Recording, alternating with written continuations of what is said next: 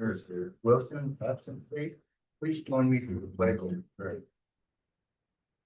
I pledge allegiance to the flag of the United States of America and to the republic for which it stands, one nation under God, indivisible, with liberty and justice for all. Our Father in heaven, we're thankful for the many blessings that we have. We're thankful that we can live in this free county and this free land. We're thankful for Fremont County and the residents that live here and make up the population to help it to grow. We ask thee to bless us as we proceed in our meetings, that we'll have wisdom and knowledge and the well-being of our county in mind.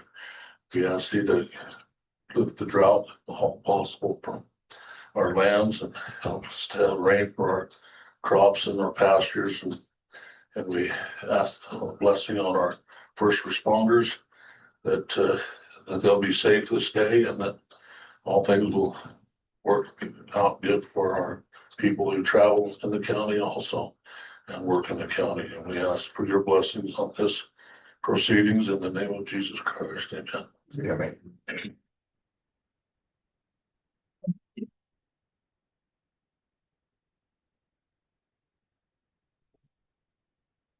Now, right after public comment, Ginsburg, can I say his reservation office will speak for a few minutes.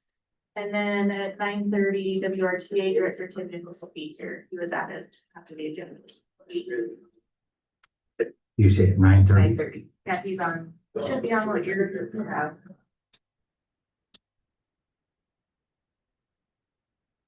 You say was state just Immediately.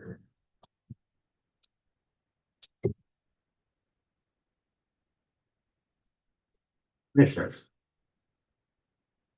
Motion to approve the agenda with the changes as noted. Second.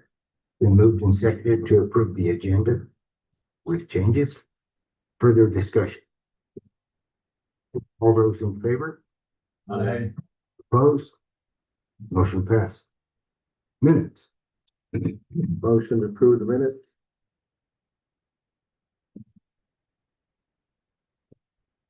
Do I have a second? Second.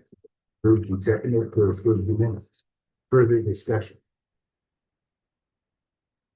All those in favor? Aye. Opposed? Motion passed. Actually, there's two sets of Chairman, motion to approve the minutes for the budget hearing session. Second. been moved and seconded to approve the minutes for the budget hearing session on the 26th. Further discussion. All those in favor? Opposed? Motion passed. We have a stack of bills. Motion to approve the bill. Second. Been moved and seconded to approve payment of those bills. Further discussion. All those in favor? Aye. Opposed? Motion passed. We do have Title 25. Yes, we do, Mr. Chairman. We have a bill from Cloud Peak Counseling Center in the amount of $6,175. Motion to approve payment. Second. Been moved and seconded to approve payment of that Title 25 to Cloud Peak Counseling in the amount of $6,175. Further discussion. All those in favor? Aye. Opposed?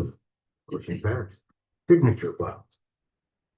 Chairman, did we want to hold up on this? Looks like it's an SOC adjustment also. I think we can just take it under advisement. Okay, the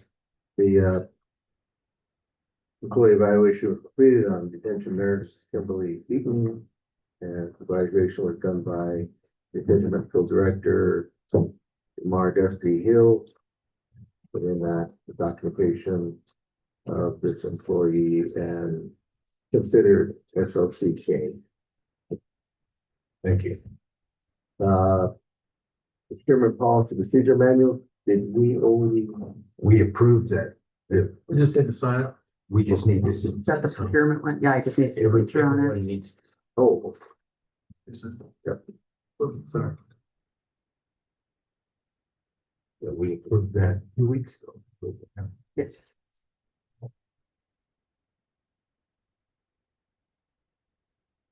Chairman, we have the Medicare commercial repayment letter, and it's a letter to the Medicare Commercial Repayment Center regarding page 202-60-34080 and 20992. I believe that's the, One that was paid by Medicare for that bill on the Medicare. rate. paid by Medicare, but that individual was actually insured. Yes, I think Medicare paid for it. Our insurance was the primary, so we're ultimately reimbursing Medicare because they paid as the first payer. Do I need a motion? Yeah. Motion to approve this repayment in the sense of what was stated for the case 202-60-34080 and 20992 on the issue of healthcare coverage. We have a second.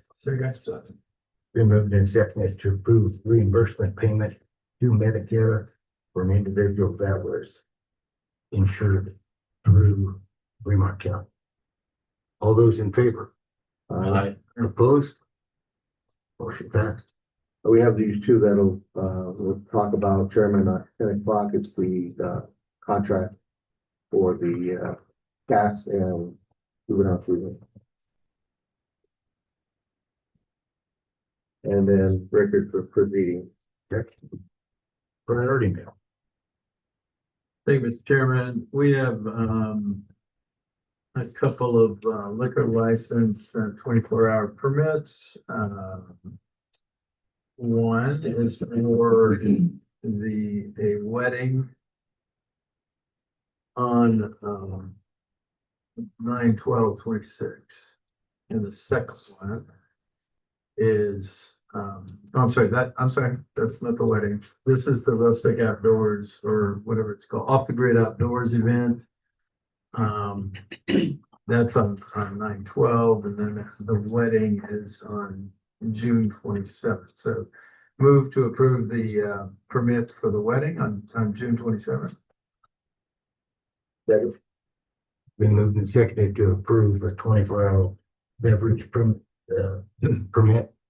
on June 27th. Further discussion. All those in favor? Opposed? Motion passed. Mr. Chairman, I move to approve the catering alcohol permit for the off the grid outdoors event on 9/12/26. So moved. Second. Been moved and seconded to approve a catering permit. September 12th. In due course. Further discussion. All those in favor? Opposed? Motion passed. Mr. Chairman, we have a move grant update. From the veterinarian, countryside veterinarian services. We also have the full year attorney's reimbursement. We have letters from Chris Brazel on the property tax, Merritt Snow Sawyer on the districts. Conversation, Chris Rocky on the 33.25% tax and draft MOU, Natasha Harris scholarship eligibility. Did we have something that since the applicant has to go to a school in Wyoming, as a part of that? We do. So they're requesting, apparently they're getting a better deal from a South Dakota school than the University of Wyoming. So they're requesting that they could use the scholarship for her to go to, I can't remember the school. It's in School South line? Dakota. No, it's well, I guess I could just look it up. Black Hills University. So, if that's always been a part of our thing, I'm not gonna make that a motion to deviate from that. I mean, all those other kids put it in, go to school here. And we want those ones to go to kids, so we would have to go to the first alternate. It goes. You guys okay with that? Good. Everybody okay with that? Yeah. Okay. And then another letter, we had a Kinder Morgan letter of pipeline safety and USDA Farm Service Agency reviewing the base allocation and the monthly revenue reports. That's all we have. Okay. With public comment, I know Katie, you were scheduled, Yeah. so You can skip over it. Megan. Yeah, we're together. You're together. Okay. All right, public comment, no, I saw that sign. no, I was just trying to get it straightened out. Tell my, I'm old school, dot matrix. Turn it off. Perfect. And I was on the mountain. I came down today. Neil Harmlander, Mr. Chairman, Commissioner, I would like to thank you for your continued public comment. Whenever a citizen comes before you, they are passionate about the subject. Even though the subject may be repetitious week after week, person after person, you continue to be respectful and patient. With that, I thank all of you. On another note, who is the genius that chose WRTA to have free ride summer? The citizens voted the 0.5% tax down because misused. These same people are cautious about voting for the 0.75% tax for the same reason. When a business has failed year after year and is dependent on being subsidized by the taxpayer, every dollar they earn is more than what they have. This seems like they know they will be funded either by the new tax or out of the county and city's general funds. They just keep sucking off the system. Bad behavior is being promoted. This is like kicking a beehive. The citizens aren't happy. Thank you. Thank you. thank you.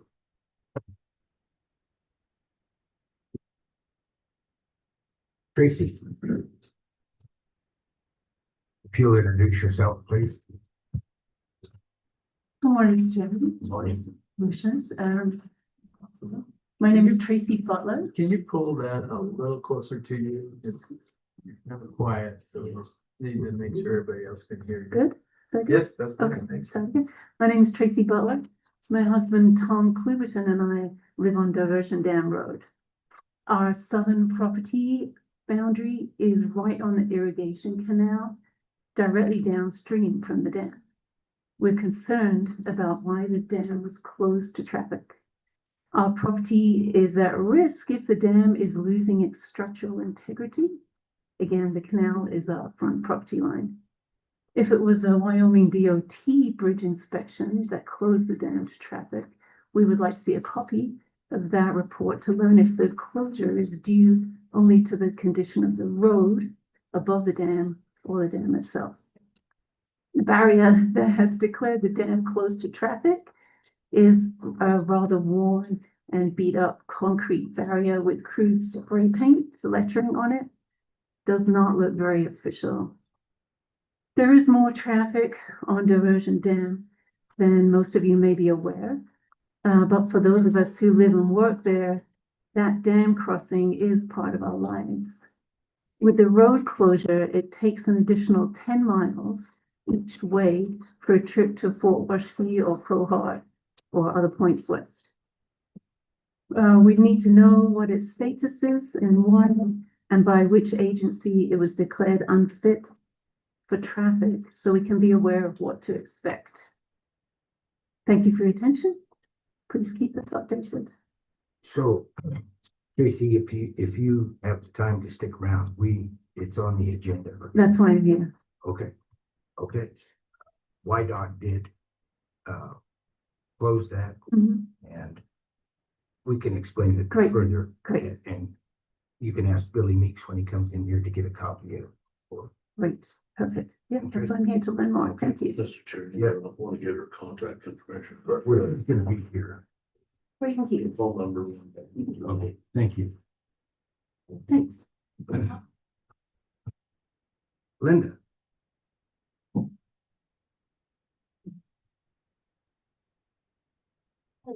Morning.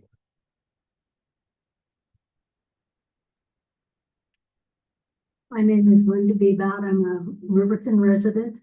And to protect his honor, I tell you I'm not related to Eli Bebout. I would like to speak about the upcoming selection process for library board members. While it's fairly common to reappoint board members who seek a second term, I strongly encourage you to deny a second term to Marta Mossberg. In my opinion, Marta has done little to positively support the Fremont County Library System. She has repeatedly made critical, unfounded comments about the Riverton Branch Library. She has promoted changes to longstanding national library policies. And when residents overwhelmingly spoke in favor of keeping existing policies, she joined 2 other board members in voting against the public response, stating that she would not accept the majority voice unless she agreed with it. Most recently, Marta brought forth a policy regarding materials available to children and young adults that would restrict access to books containing reference to certain parts of the human anatomy. It should be noted that the U.S. Supreme Court has provided a guideline, the Miller test, that defines material that is not written for children. It was very concerning when the board called a special meeting on May 12th while the library director was out of town and before receiving a ruling from the county attorney on the proposed policy to discuss this policy. The rush to advance the policy before July 1, as stated by the board chair, was to begin the process that would meet the requirements for a policy change to allow the sitting board to vote on the policy before a new board could be seated first of the year. Of course, the public comments would again be ignored. I urge you to deny Marta Mossberg a second term and help break up this one-sided, highly controversial voting bloc that ignores the voice of Fremont County residents and saps the energy of the dedicated employees of the Fremont County Library System. No government that has denied access to knowledge by banning books or removing educational materials has ever been successful. Thank you.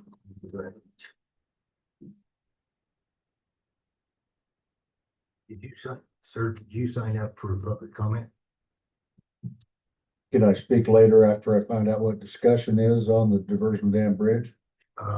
You can have a discussion with the road and bridge superintendent Mhm. after that discussion. Okay. Okay, and thank you.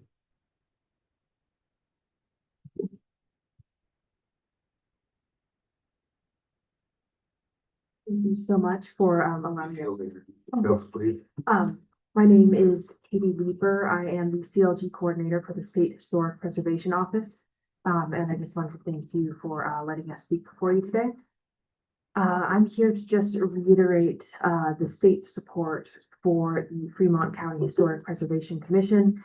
There have been a series of unfortunate circumstances that have led to it having, I don't think, any members at this point.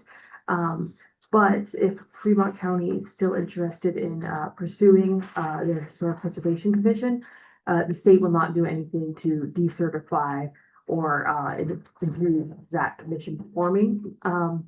I wanted to let you know that we have resources available to train new members, and we would also be willing to help when it comes to finding new members. For that, I'd like to let Megan Stanfill speak. Good morning. My name is Megan Stanfill, and I'm the Executive Director of the Alliance for Historic Wyoming. we're the statewide nonprofit dedicated to historic preservation. And we have access to a network of folks interested in historic preservation all across the state, including Fremont County. And in addition to the training that SHPO can offer, we will be hosting the statewide preservation conference in September.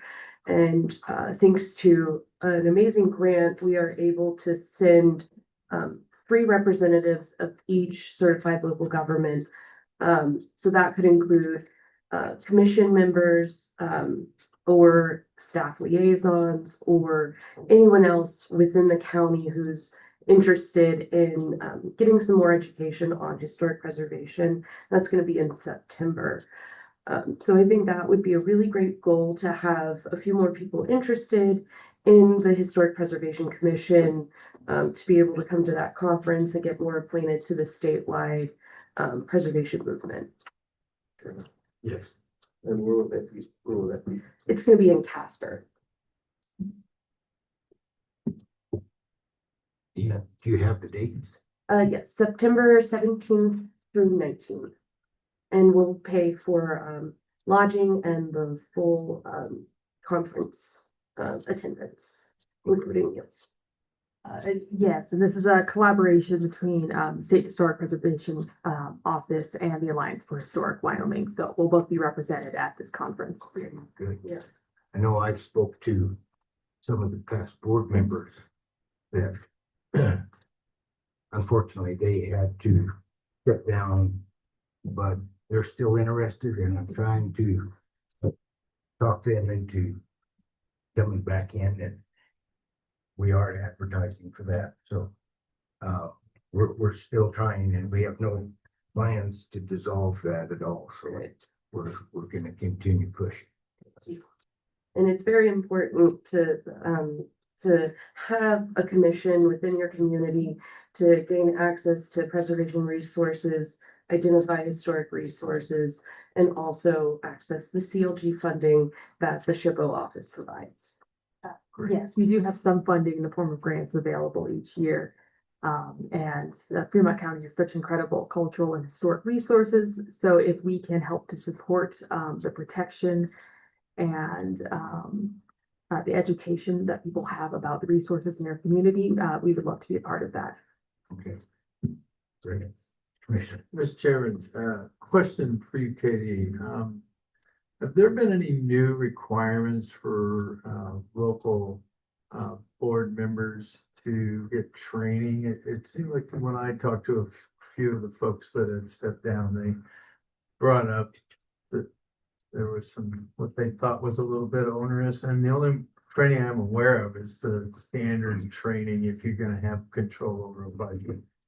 And that's been reduced in time, because that was, when it first started out, it was a whole day, and now it's down to a couple hours that I think you can do online now, right? That's what I'm aware of as well. I That's don't it? think there's any additional Yeah. requirements as far as our office goes. There Okay. aren't any additional requirements. Okay, So it would be whether or not the state has changed it, and I don't believe there have been any changes. Yeah, and I think that would also be based on the requirements the county yeah. of board My members. impression is that there was somebody on the board that was driving that, and it wasn't real. It's just to be blunt, you know, it was like, I Okay. think that the only board, at least that I'm in contact with, was Sublette County that went through that training. And again, I think it was the county that was pushing them to get that training. okay, And it depends on their level of involvement with the budget. yeah, exactly, and that is a state-driven department road. Okay, good, thanks. Thanks. Any further questions? Well, thank you very much. Just Thank you.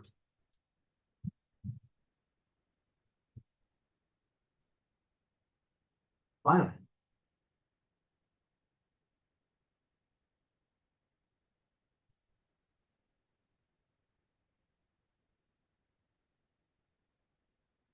Morning, Mr. Chairman. Good morning. Commissioners. I'm back again on another budget. As you know, we the county has, reformulated the courthouse building security committee. Made it smaller. There's 4 department heads, 4 elected officials, and we've been moving pretty well with some of the objectives. And so I've been designated as the budget custodian for the courthouse security budget, and we're still moving through some of the locks, electronic locks. I've met with both judges. They've been very congenial and helpful, and we're working on getting that side of the building with the electronic locks, and working with our IT contractors that are doing that work. And then we have some camera things that we need to correct for the deputies over there that monitor those cameras. So the budget that I think we should start on this year is just a single line item budget of the courthouse modifications, which is actually the building improvements. And we have not used any of the budget so far since the committee has been moving the last couple of years. And we've, like I said, when we've developed a more focal group, I think that a $15,000 budget in the building improvements would help us cover some of the recommendations. We had the city fire marshal come through and help us establish how we should name the floors. We don't currently have real identifiers of first floor, second floor, third floor, and we need to identify those with floor markers. Up on the 3rd floor, we have room numbers that are in 300 series and 200 series, which we need to correct in order to keep the confusion down on what floor the public and first responders. It's very important that first responders, when we say respond to a certain floor, they actually know what floor they're going to. So we wanted to mark those. Then we have to change the buttons in the elevator to correspond with those floors. Signage, we may need to do some new directional signage on the walls. Nothing drastic. We do have illuminated exit signage now. And then on the 4th paragraph there in the budget statement, these weren't, I should have put a little divider saying additional security committee goals on the last 2, but we need to complete the installation and the implementation of the electronic ID locks and cards. We might be getting close to running out of some of those locks with our IT contractor. We may have to purchase some more to complete the project, and then we may need to add a camera or 2 so that the deputies at the courthouse can monitor this south side of the building a little bit closer. And then one of the other pretty critical things is we need to put a Knox block on the wall here by the sliding glass door. And what a Knox block is for fire officials, that it's almost like a safe, that they can open up that box and get master keys. And then of course we'll have to have electronic keys and building contact information. The only 2 people that have access to that is the fire chief and a suppression captain, I believe. And then when they elect officials, they hand that off. So when that call of smoke coming out of the courthouse at 3 in the morning, they can access the building without hatcheting down windows and doors. So those all need to be, there's one in the back, you need to put one in the front, and they need to be have some electronic fobs put in there, any that open electronic locks, any master keys, and of course that building contact information for them as well. So basically, I'm not sure what some of these things would cost. I think that starting budget in that single line item of $15,000 will help us accomplish a lot of those goals for this next year's budget. and we want to get the security measures and down before we start talking about kiosks and things like that for the public to know what room certain departments are. Are there any grants available? We've talked in the past about having just some officers in the building. I mean, you know, like similar to the court, but are there any grants available for something like that? Personnel grants are very far and few between right now. We do have, we're pending a courthouse emergency response grant, about 18,500. Now we're gonna staff each office with trauma bag, and we do some training. We've got some mannequins coming for some basic CPR familiarization training, and we'll be working with each department in those areas throughout the months when things in emergency management aren't so chaotic. Hopefully it's quiet this year. I know that's a taboo to even say, but our intention is to work with each department, couple employees at a time out of each department, and give them stop the bleeding, applying tourniquets, that sort of thing, so that they can respond in case of something unimaginable happens at the courthouse. Questions?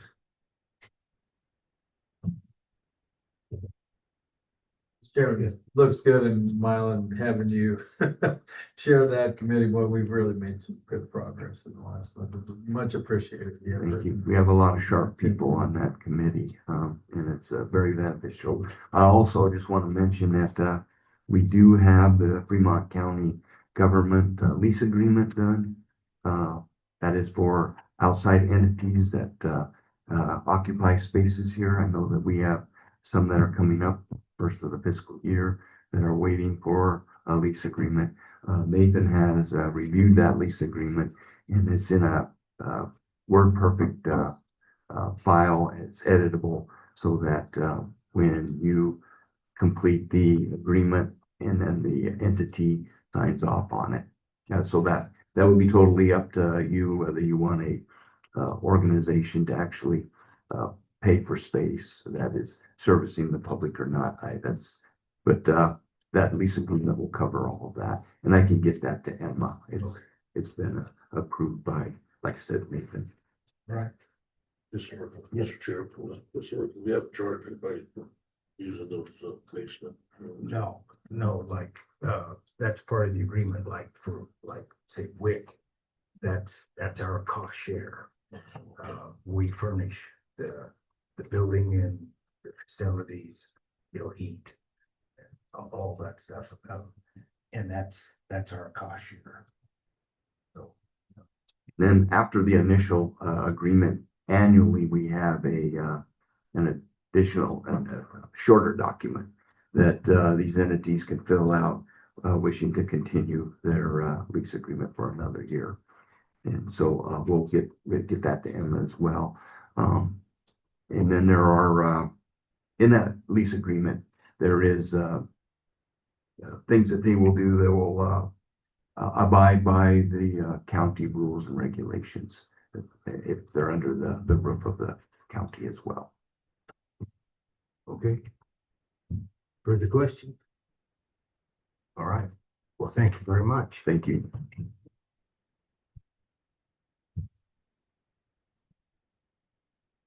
Tim.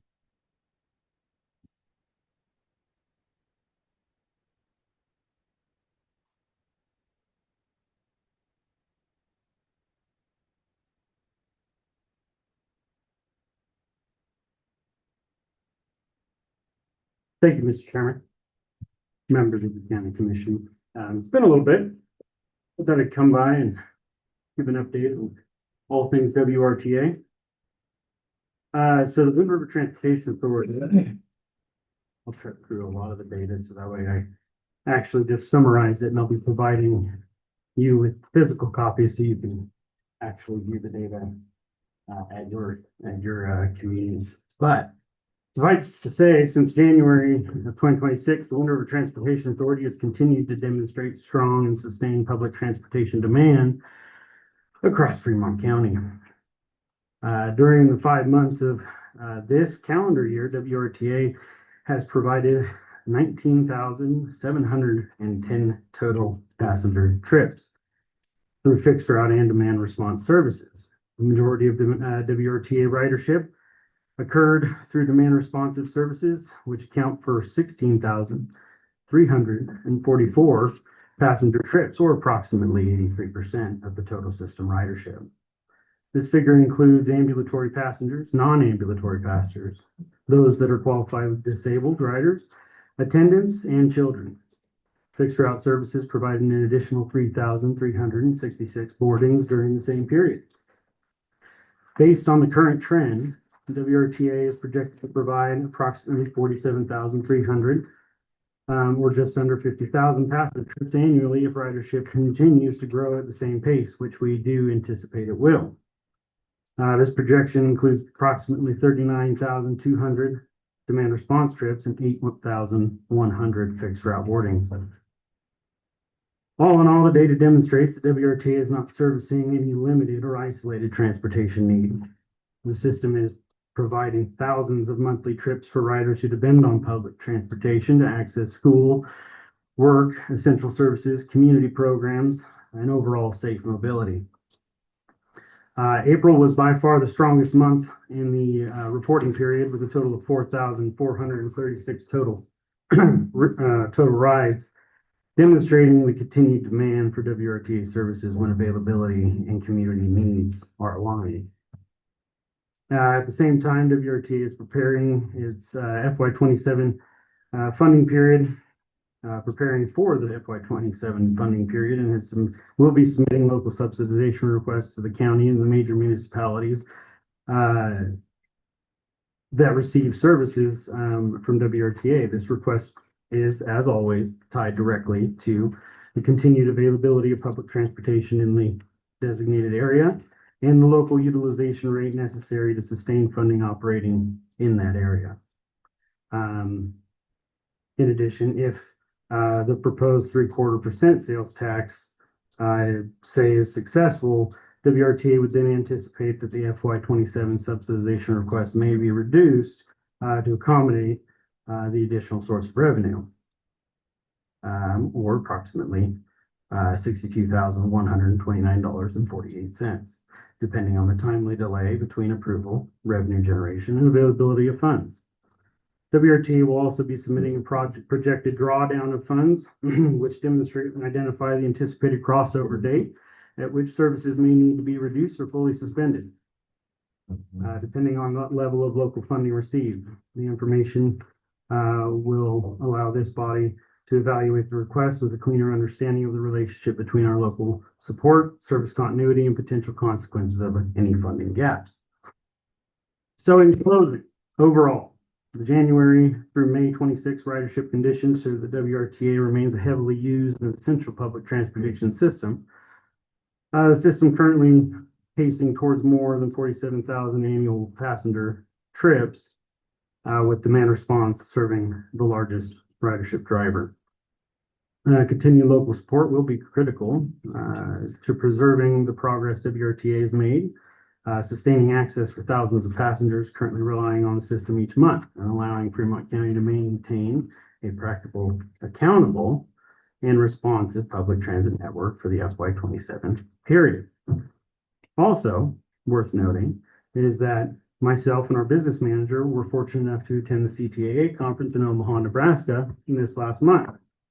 During that conference, it became very aware that in a relatively short period of time, WRTA has gone from somewhat local entity to a nationally known organization for its effort in modernizing mobility in a rural landscape. Nearly all of the staff at our national association approached me at one point in time and commended us for our efforts and the statistics and data that we are generating as a result of them. Also worth noting is that our driver, a local resident, did participate in the national competition at bus rodeo, exhibiting their skills. After having won the 2025 Y-Trans Bus Rodeo, which is a state competition, which we plan to attend yet again this month on the 12th and 13th. And I do fully intend to retain that title of winning first through third at minimum. That said, what has become a frequently asked question in the past 24 hours is, what is the Fare Free Summer Program? Birthed from the CTAA conference and in recognition of inflated costs nationally, it was recommended that those who should remove transportation barriers for those that might be facing an incredible hardship because of the rising cost of daily life. So despite the political environment, we assess the benefit that would be provided to the public. And specifically after being a part of a conversation and witnessing somebody who claimed the WRTA, amongst other agencies, on the regular, did not contribute back to the community. So, from that, our staff decided what better way than to remove the transportation barrier, albeit temporarily, altogether. Having updated this group through the progress of our integration with Riverton Senior Center program, I can very proudly report that because of the decisions we've made, Riverton specifically, between the hours of 6 a.m. and 7 p.m., no longer faces a transportation gap in the city of Riverton. Between fixed route and demand response, anywhere within city limits of Riverton is now accessible to anybody, both ambulatory and non. It is and always will be the mission of WRTA to make sure the same level of service provision is accessible to everybody throughout Fremont County in the 9,000 plus square miles that is our designated service area. Now, a very worthwhile discussion is, how is that being paid for? Right? That is a good question. So, I don't know if it would come as any surprise to know that our fare box revenue generation accounts for 2.87% of our revenue generated annually. And because I know I can be somewhat lengthy in my explanation and perhaps a bit wordy, I'll provide a visual aid to provide clarity to how our fare box revenue operates. So, total budget, you'll see 3 boxes. And pardon my chicken scratch, if you can read it. For a total budget that rests just over $2 million, the majority of which is accounted for by FGA 5311 funds, which I will save you the boring explanation of how those operate. Mandated amongst those is a formula that we have to generate local match revenue. Would it be of any surprise to a member of this board to know that fare revenue is not allowable as local match? I don't know if that's a surprise to anybody. It certainly surprised me when I read it for the first time 10 years ago. That said, with an FTA allotment of $974,000 for operating expenses, that leaves us about $437,000 worth of local match to generate. So what do we do with fare? So that 2.87% stacked on top, right? Suffice it to say, with the overcomplicated explanation, that it is reduced from the total reimbursable amount of operating expenses, right? So what does it do if I take that 5311 and then I have $50,000 worth of annual fare? It takes the $974,000 and turns it into just over $1 million worth of operating revenue, right? Are we following? So it's the small box on top that accounts for the total budget. Okay. Would it surprise anybody to know that because of the efficiencies that WRTA has made and the increase in our ridership, that we have met and exceeded our fare box projected revenue.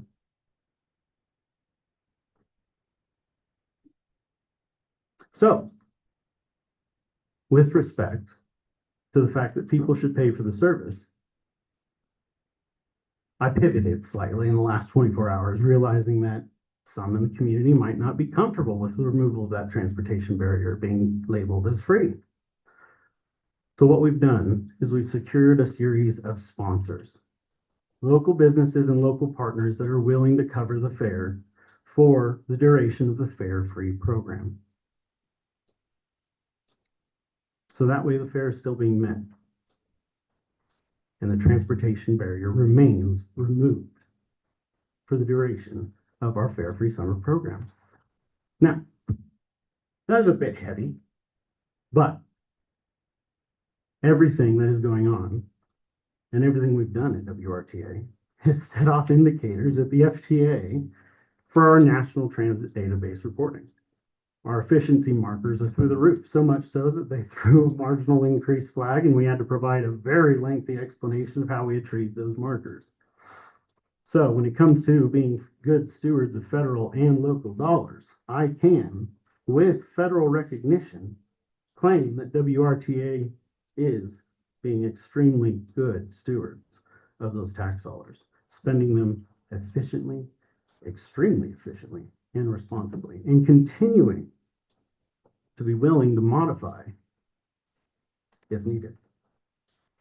With that, Mr. Chairman and members of the County Commission, I would love to answer any questions you might have. Chairman, question. Does, I know that WRTA handles Head Start. Correct. Do they fund that? So do you get funding for that? Yeah, Mr. Chairman, yes. That is one of the allowable contracts for service that we will retain. We always have. And I think it is responsible to do so, right? To the extent possible for a public transit agency. And by all means, if anybody here or in this room would love to read through the regulations with me and find additional allowable expenses, I'd love that book club, I'll tell you. But Head Start, for example, does remain one of our allowable contracts that we do renew every year to provide that service to generate usable local match for the FTA program, or FTA funding, rather. Yeah, that's a good cause. Yeah. Second question. Why is there a difference? Because I work in Riverton and I do business in Lander, and why is there a difference? Winter Transit Authority seems to be very available in Riverton, seems to be all over the place. When it comes to Lander, it seems like, well, there's a barrier. It seems like there's a wall of an imaginary wall where the buses don't go as much as Lander, as much as River. I see them all over Riverton. But when you come to Lander, it's like silent. Yeah. Why is that? Mr. Chairman, that is an excellent question. And one that we've handled rather delicately for a reason is that with being good stewards of those dollars, we have to be intentional not to duplicate services. There are still multiple public transit providers in Fremont County. WRTA is not the sole public transportation provider. And so we are very intentional not to duplicate services with FTA dollars so that the local program can continue to succeed. We have demonstrated a huge efficiency gain, over 30% with the federal dollars, while expanding the service, the actual service. It was just over 50%, 52 point something. So service in Riverton, when we integrated that program, we reduced the cost of that program by 30% by reducing duplicative administrative overhead, facility or fleet and facility maintenance, things like that is how we made those gains. But then we used the program overall with our pooled employees, other resources like that to expand out the service, longer service hours, more efficient operating, centralized dispatch. And that was in collaboration, right? And kind of as an effort to make sure that Riverton public transportation was preserved, with an inability to meet the local match from that previous local provider. Lander's not in that position, and I'm not going to impose on it. So when or if the day comes where we can coordinate or they need assistance in filling a gap, we're more than willing to do so, provided the funding is available. But it is also something that we should approach delicately with respect to autonomy of each program. I hope that answers your question. Okay. Mr. Chair. Commissioner. Tim, how much federal money comes in? I mean, total, you get $2 billion, is that what you get from the federal government to run the program? Yeah. Thank you, Mr. Chairman. That's an excellent question. So our operating assistance is broken into two different programs, right? 5311 is our operating assistance. 5339 is our capital assistance. 2 years ago, when I assumed leadership of WRTA, suffice it to say again, our capital replacement was way, way, way overdue. So we worked closely with WYDOT to ensure that additional 5311 funding would be allocated to WRTA to make sure we caught up on our capital replacement plan. We've since done that. And so currently, to answer your question more directly, for this current fiscal year, we have $974,000 worth of operating expenses and a little over $800,000 in capital. The capital is matched. Well, it's considered subrecipient through the state. So since our total population is under 50,000, we don't report directly to the FTA, except for some circumstances. We work with WYDOT to make sure our subrecipient arrangement is compliant. I noticed that your buses that you have now are downsized quite a bit. You downsize those buses, they're more for the 3-4 passenger type travel rather than the big buses, which is a little more cost effective, I guess, right? Absolutely. Mr. Chairman, that's an excellent question too. We are scheduled to receive 3 14-passenger buses new, right, which was significantly lacking in our fleet. Were reliable 14-passenger smaller buses previously. We do have some capacity restraints, especially with the Head Start contract. So sometimes you would see we need the full capacity of that vehicle because it'll operate on different functions throughout the day.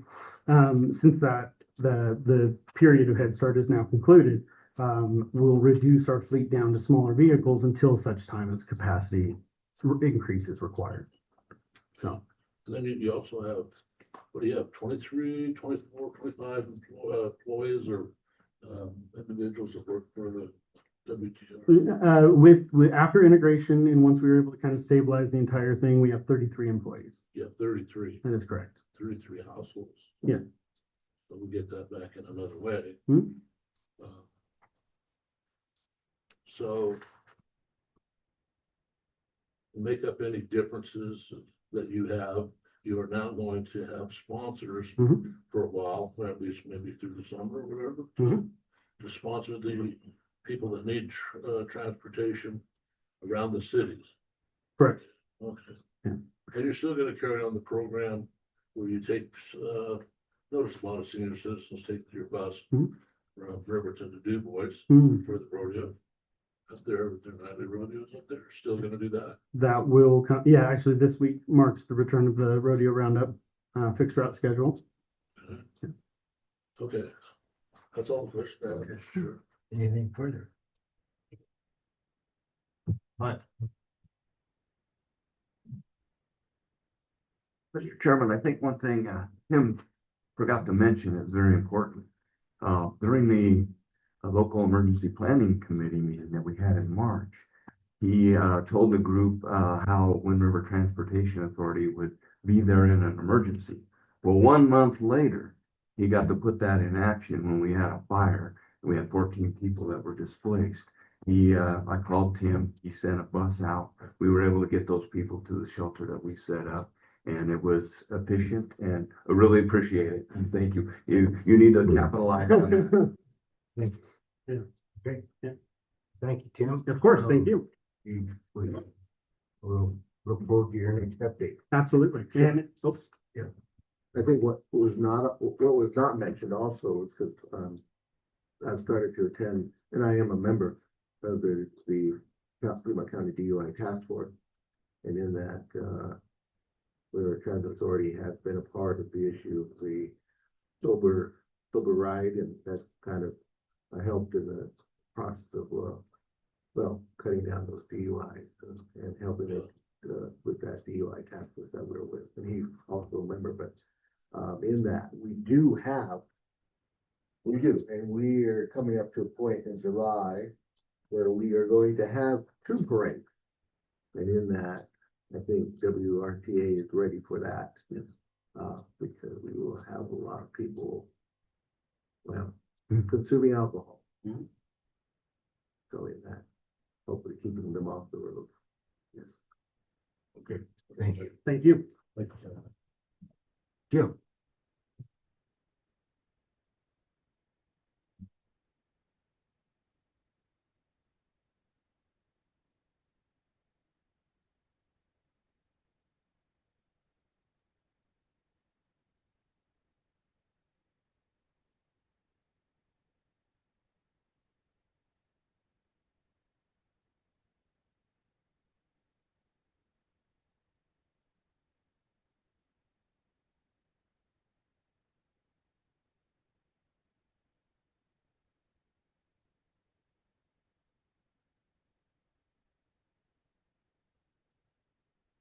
Morning, Mr. Chairman, Commissioners, Tim Anderson, Fremont County Treasurer.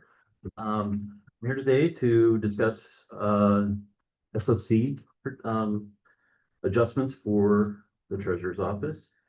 So the Treasurer's Office, give you a little bit of background. We currently have 6 employees on our front counter, a supervisor, and then there's a total of 4 of us in the back office.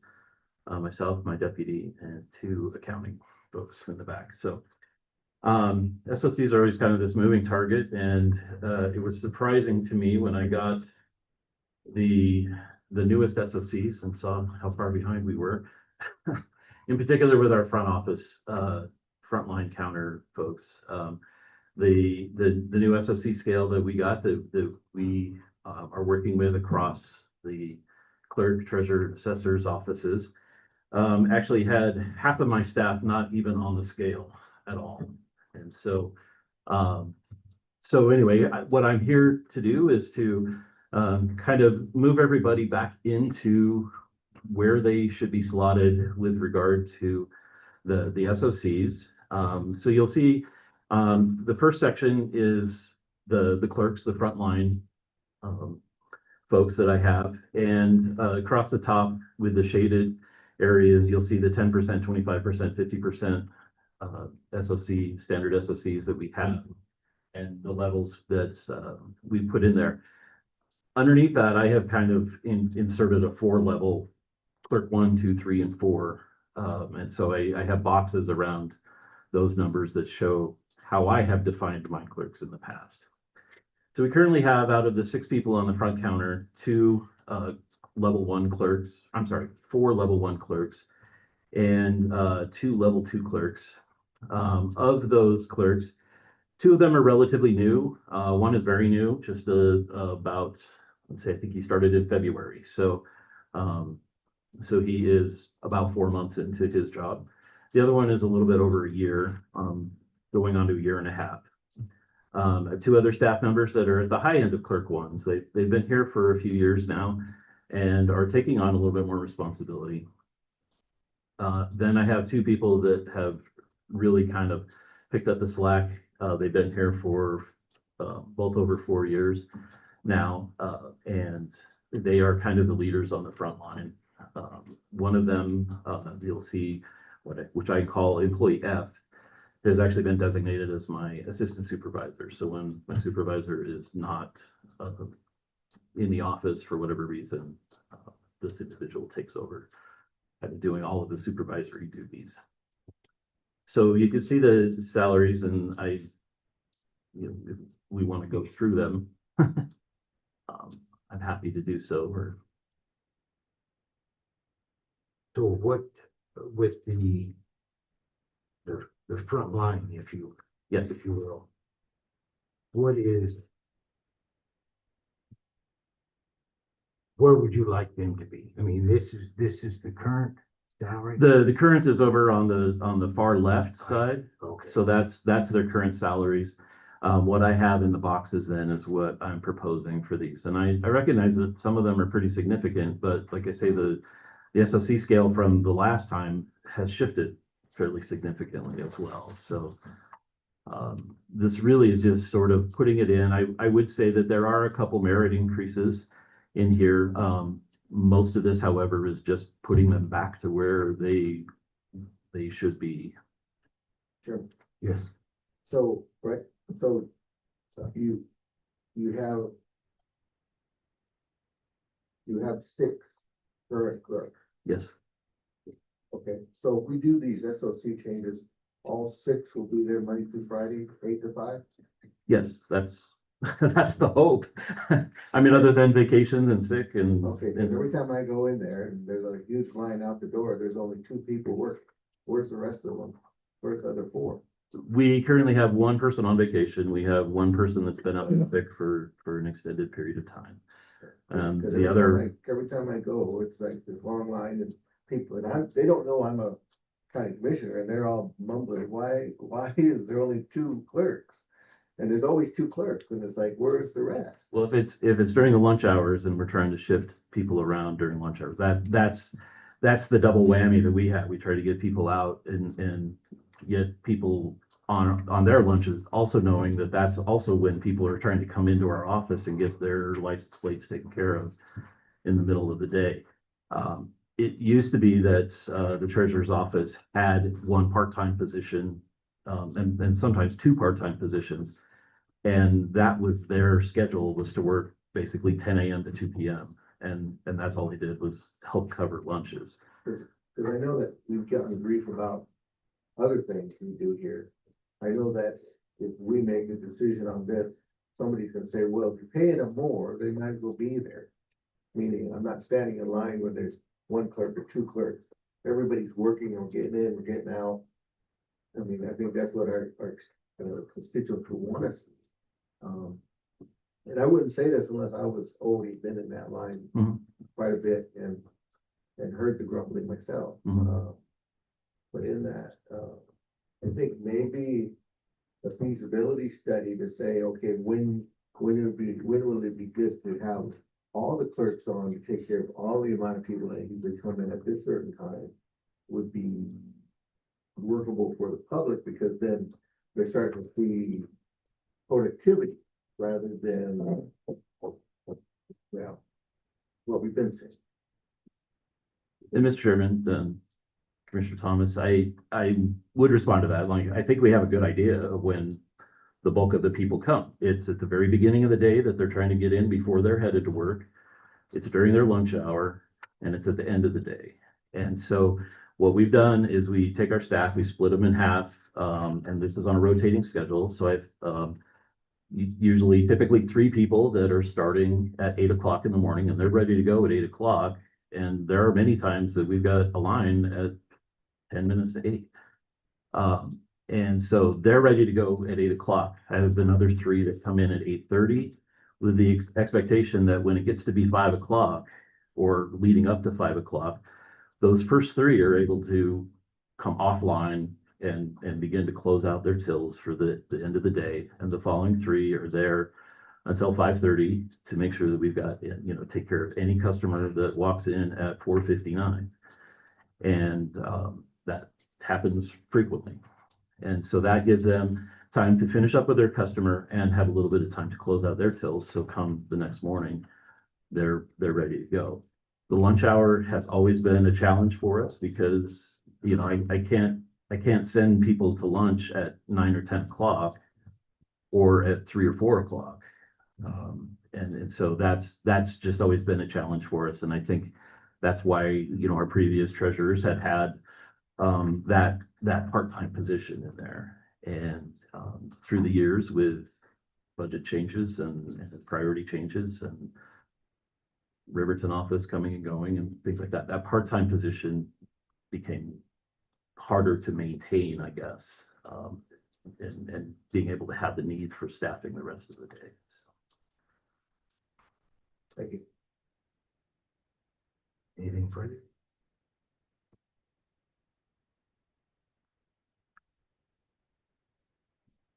I move on to Yes. supervisor. So I have one supervisor. This person has been with the county for a very, very long time. And is doing a good job. I'm very, very much having to manage a lot of, multiple priorities. This person, takes care of supervising the front office, but also has a lot of extra duties involved with working with the state. She works very directly with the Department of Transportation, Department of Revenue, and dealing with the documents and the payments that we make to the state on a monthly basis. So this person, like I say, has been here for quite a while. This is really mostly just to get this person back in line with the salary scale. So again, it's a fairly large increase to this, but I think it's well deserved. And Questions? and then the last two, of course, myself and my deputy, the salaries have been dealt with already. So I have two accounting people. The accounting folks that I have in the back, they each do different jobs. And there's sort of two SOCs that align sort of, but not remarkably well with either of them. So we have a bookkeeper SOC, which is a little bit on the lower end, and then an accountant SOC, which is on the upper end. And I feel like what they do is a little bit of a hybrid. They're not quite at accountant level, but they do a lot more than a bookkeeper does. I put a lot more trust in them, and they have a lot of decision-making abilities and things like that ultimately are overseen by my deputy and myself. So you can see where I have them. There's kind of at an upper level of finance one. I've taken the two SOCs and averaged them together, and so I have them at a high level finance one position. Collectively, they've been there between almost 3 and 4 years. Commissioners? Mr. Chair, how many people are you short? Technically, none. Yeah, you recall at the beginning of this fiscal year, I did have an open position, and we gave up that position as a budget cut into this year. So as far as a front counter position, we have an open spot on our front counter. We are not actively looking to replace that position. I would love to have that position, but That was a starting wage, $39,000 starting wage person at that point. yes. Okay. And that's one that you gave up for the 10% cut that we took across the board. Yes. Okay. It was, But you're still handling all the work. oh yeah, You're still getting everything done. to the best of our ability, yes. So if we put a little bit of that person that we didn't hire back into some salaries, that would help you quite a bit. Oh, I think so, yeah. We had, to give you a little bit of history, when you look down, I put the years of service on the far right over here, and you'll see that with the exception of one person, everybody is just over 4 years or less. We had a lot of turnover, a lot of churn in our office 5 or 6 years ago. We have probably overhauled the entire staff a couple times in that time period. And so I've got a good core staff that have been now working with me for close to 4 years, and I feel like we're making headway, and that's the important thing. Is like I want to hang on to these people because they are good. They're good at what they do, and I don't want to lose them to other departments or other entities. Thank you, Mr. Chair. Okay, any further questions? Mr. Jones?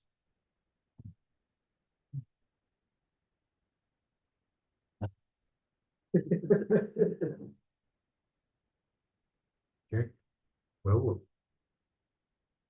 would want to do anything currently or take it under advisement?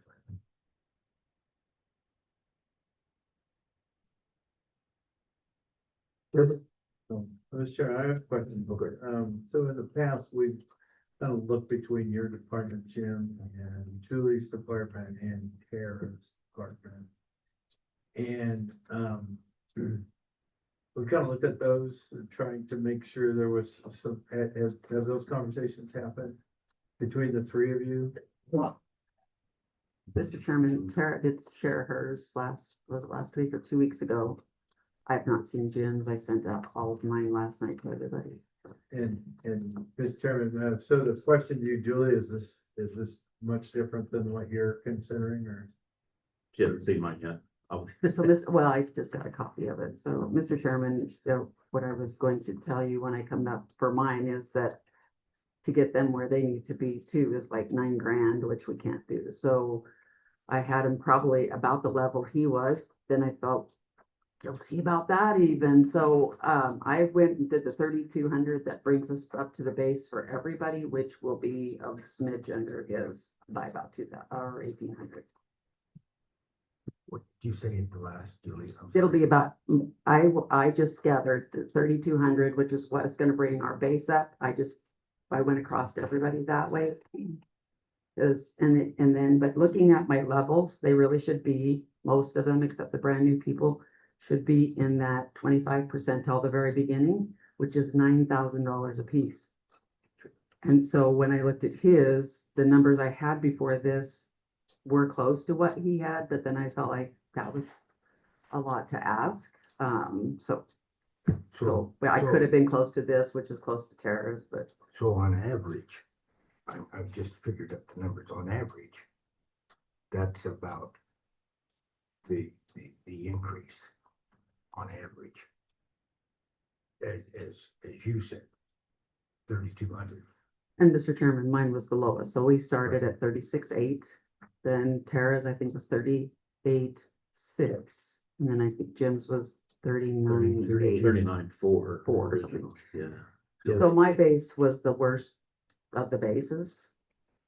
And so in looking at our evaluations where some of them need to be, like I said, it's $9,000 to get there. So, okay, Chairman, yes. in hearing Vice Chairman Jones, it would make sense because then you would have this, if all three aren't equal, you would have this continued employee undertone of negativity. Would it make sense to make them all three the same, in a sense of what we're trying to do? Well, I was going to suggest that we have this discussion after we listen to Tara, and Tara's coming in at 11:10 and Julie's coming in at 11:20. And Mr. Chairman, I'm not sure hers is an SLC. It's just personnel. She's lost another person. Okay. But you approved hers a couple weeks ago. And I don't mind having that conversation for all of us.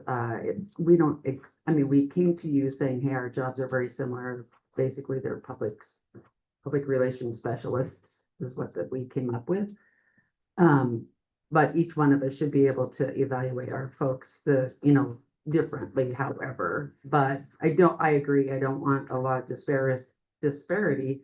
Like I said, I was very close to his numbers yesterday before I sent this to you, and you know how I am, and I know what the budget's like, and sort of conservativeness of me comes out and goes, I don't know if I can ask for that much. So I just thought maybe just at least get the 3,200 for everybody up, and then I could continue to work on it. But I had to let you know that to get them where they really should be is $9,000. Are you willing to have that conversation after we listen to Tara and Julie, and Jim will be there, and we can just have that discussion and go from there. Mr. Chairman, I can have Tara bring over her SOC so she has That'd be them. good. Yep, that'd be great. Mr. Chairman, just one last comment. I agree with you. I think there needs to be some parity across our three offices. There's, we've had history of swapping, sniping, depending on how, depending on who is receiving and or giving. Yeah. But anyway, I think it's important. I've often said that a successful candidate, new hire in any of our offices would be successful in any of the other offices. Beginning the second hour of day one, their training and whatnot diverged a little bit, but still, I think collectively we search for basically the same set of skills and the same type of employee. So I like the fact that's that scale along the top was the one that the three of us had approached the commission with a week or two ago, and I think it works well. It fits. I think it fits my needs. I can't speak for the other offices. I think that's a good hybrid scale that we have for my frontline staff. So. Okay, well, we'll continue this conversation here after a bit. Okay, very good. Thank you. Thank you. Sage.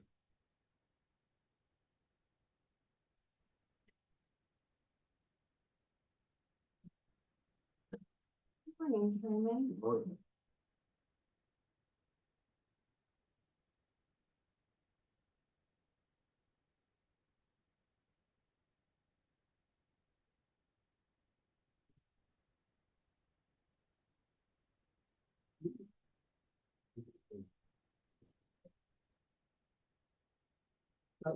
So I think they changed that.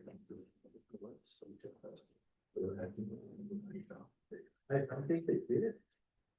I just saw something. Yeah, I know. Yeah. Island jumped up. So. I just wanted. But. I'm gonna have to. I think it's allowed. Oh, that's scary. Yeah, you do. But then I need to be covered anyway by But we 45 need, then. we should know. But I think that's not changed. Well, that's not very Sorry. You're good. Okay, sorry. No problem. Good morning. How are you guys? Good. Sage Goff, Director of Youth Services and Treatment Courts. There is a correction that I was just notified of, so when I get to that, I'll point that out. Regarding our day reporting center, the school is wrapping up on Thursday for classes with our students that we have. All of the students will return to their home district with the exception of one this fall. So we have one already coming back to us.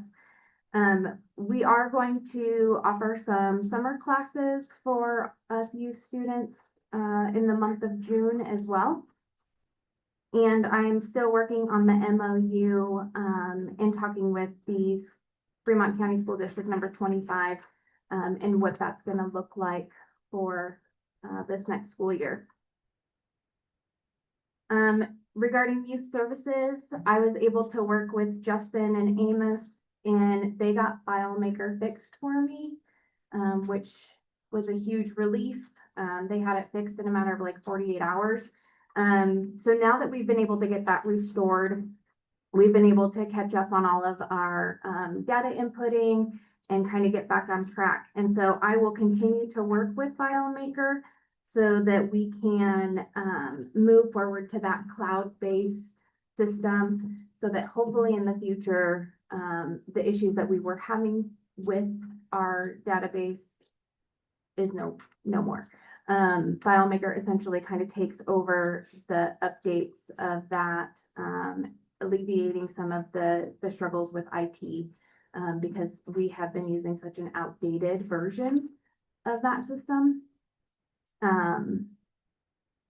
I've also implemented the evidence-based journals from the Change Company for our juveniles that come into youth services and are working through the diversion.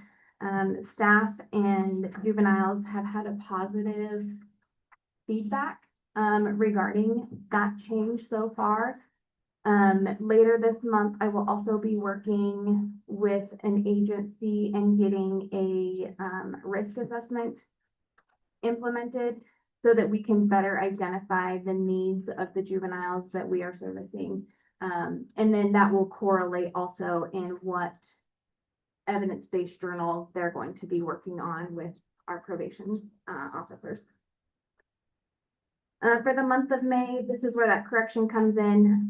Hattie just let me know that she picked up 2 other citations for the month of May. So that brings our total to 22 citations from local law enforcement, both Lander and Riverton. All of the citations, with the exception of 2, were drug and alcohol related. Chairman? Yeah. So, all these, do you know if any of them already have, are young people being able to create them? No? I have not, let me rephrase that. To my knowledge, no, but I can definitely reach out to Hattie, and as she gets all of those reports and inputs them in. But specifically, I've not heard her talk about that, but I've also not asked.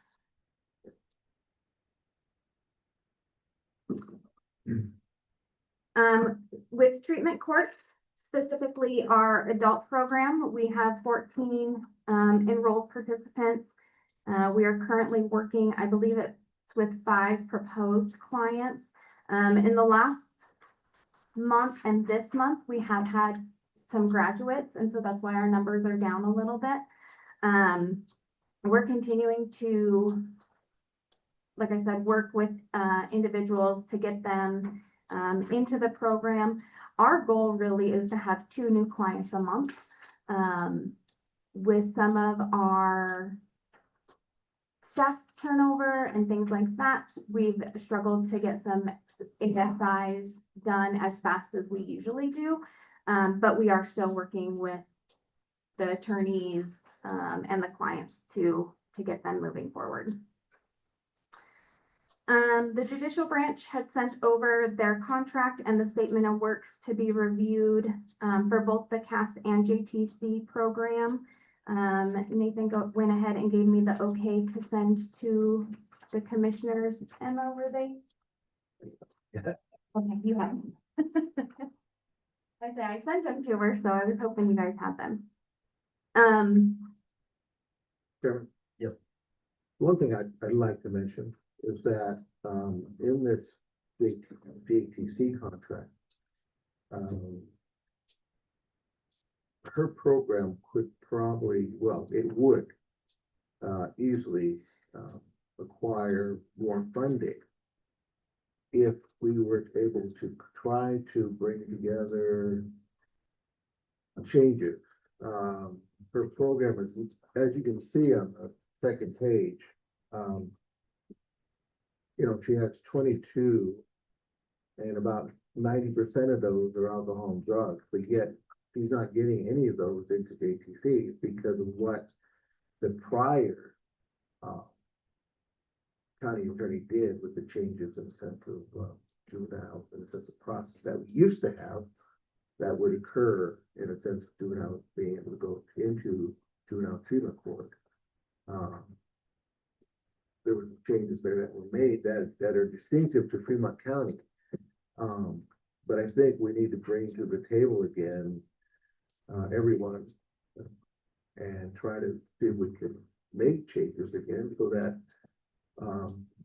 that juveniles can have means of being provided treatment court because of the issue of the many offenses and multi-offenses in the sense of alcohol and drugs that they're getting, and not waiting. And I mean that because we have had a current juvenile who was, well, could have worked in a sense of, was denied a system and ended up in a situation where now that individual is facing murder charges. But if we allow them not to get the help they need at a younger age, then we are going to have situations where alcohol drugs are going to be, involved in situations where young people are gonna get themselves severely in trouble if we don't do something. And so in talking with Craig about this, I think we need to bring everyone to the table again and see how we can adjust this. Because those same individuals came to our table when they were thinking we were going to get rid of CAS at JTC. They came here and pleaded for us not to. But yet, we're not getting the assistance in a sense because of a change that was made by the prior county attorney. So I would suggest we look at that. Thank you. This is just my work. But I do have these. Do you want me to go through these? Yeah, we can go ahead and do that. Okay. I motion for approval for the Fremont Court funding contract between the Wyoming Judicial Branch and the Fremont County Board of Commissioners for the Fremont County Fremont Court JTC program. Motion to approve this. Second. It's been moved and seconded to approve the contract between the Wyoming State Judicial Branch and Fremont County Treatment, Juvenile Treatment Court. Juvenile Treatment Court. And Chairman, the amount will be a total of $93,300.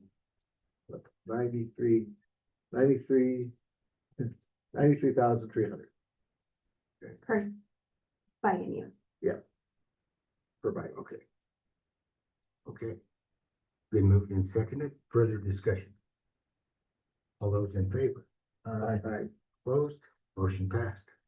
Chairman, the second is a motion to approve the import funding contract between the Wyoming Judicial Branch and Fremont County Board of Commissioners for the Fremont County Court Assisted Supervised Treatment CAS program in the amount of biennium, is it 449? Is that what I'm looking here? Total contract.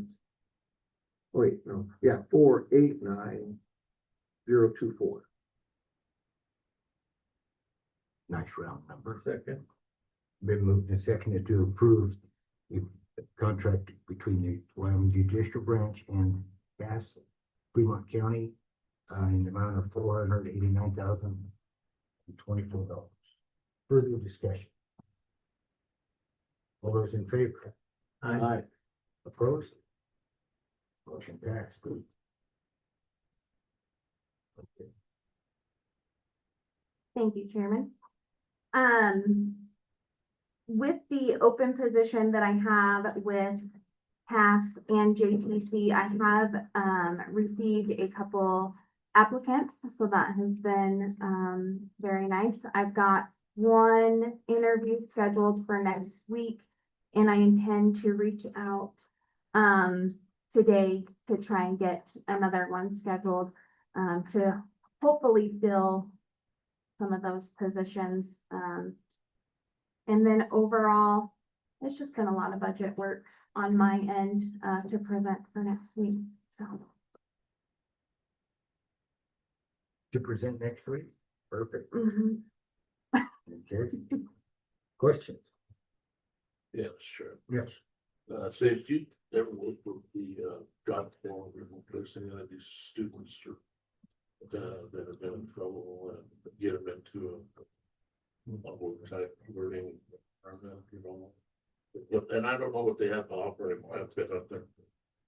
So youth services and DRC in the past have worked with Job Corps to help further engage some of the juveniles that we work with.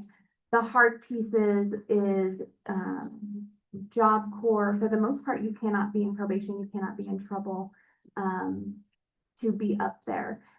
However, they have in the past, I believe we've had some clients where it's kind of like a stipulated agreement or a circumstance, you know, they'll work with us a little bit, but for the most part, Job Corps, they have to be off of probation and not in trouble. At least to my knowledge from a couple of years ago. It's been a little bit since I've worked with them, so I don't know if they've had changes as some of their contracts have changed. So yes, we have worked with them, but I don't know specifically if it's been overly recent. Yeah. Anything further? Okay. Thank you very much. Thank you. With that, we will take a 2-minute break to break.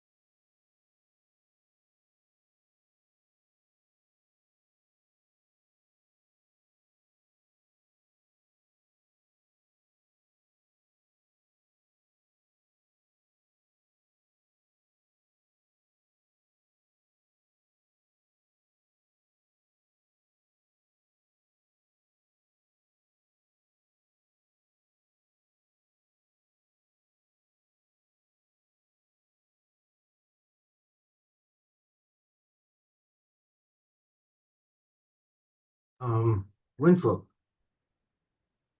Diversion dam bridge discussion. Billy, if you want to come up as well.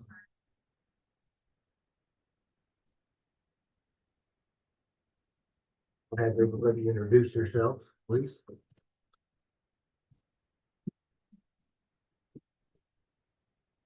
Morning, Commissioner.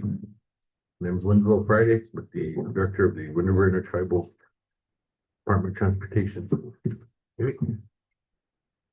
Mr. Chairman, Commissioners Steve Lynn, Mid Valley Irrigation District. Chairman Billy Meeks, Fremont County Road and Bridge Superintendent. Hello, Commissioners, Chairman. My name is Kyle Lato with HDR Engineering. Okay. All right. Well, we'll let you start. Thank you, Mr. Chairman. Commissioners, as for this meeting, I've been wanting to discuss the plans moving forward with the diversion dam bridge. You know, as I previously stated in meetings before, the tribes had an opportunity to apply for bridge funding, and that program will be sunsetting at the end of the fiscal year. And after some conversations between then and today, I just wanted to get some clarification on the plans for the. So, sorry to interrupt, fiscal year for the feds. Yes. So it would be October. Yes. Okay. Yeah, and I just wanted to get some clarification on what the county, you know, what the plan is for that area, because I understand there's two different bridges. And the conversation that I had last week was the bridge that goes over the Wyoming Canal is not on the table, as far as I understand.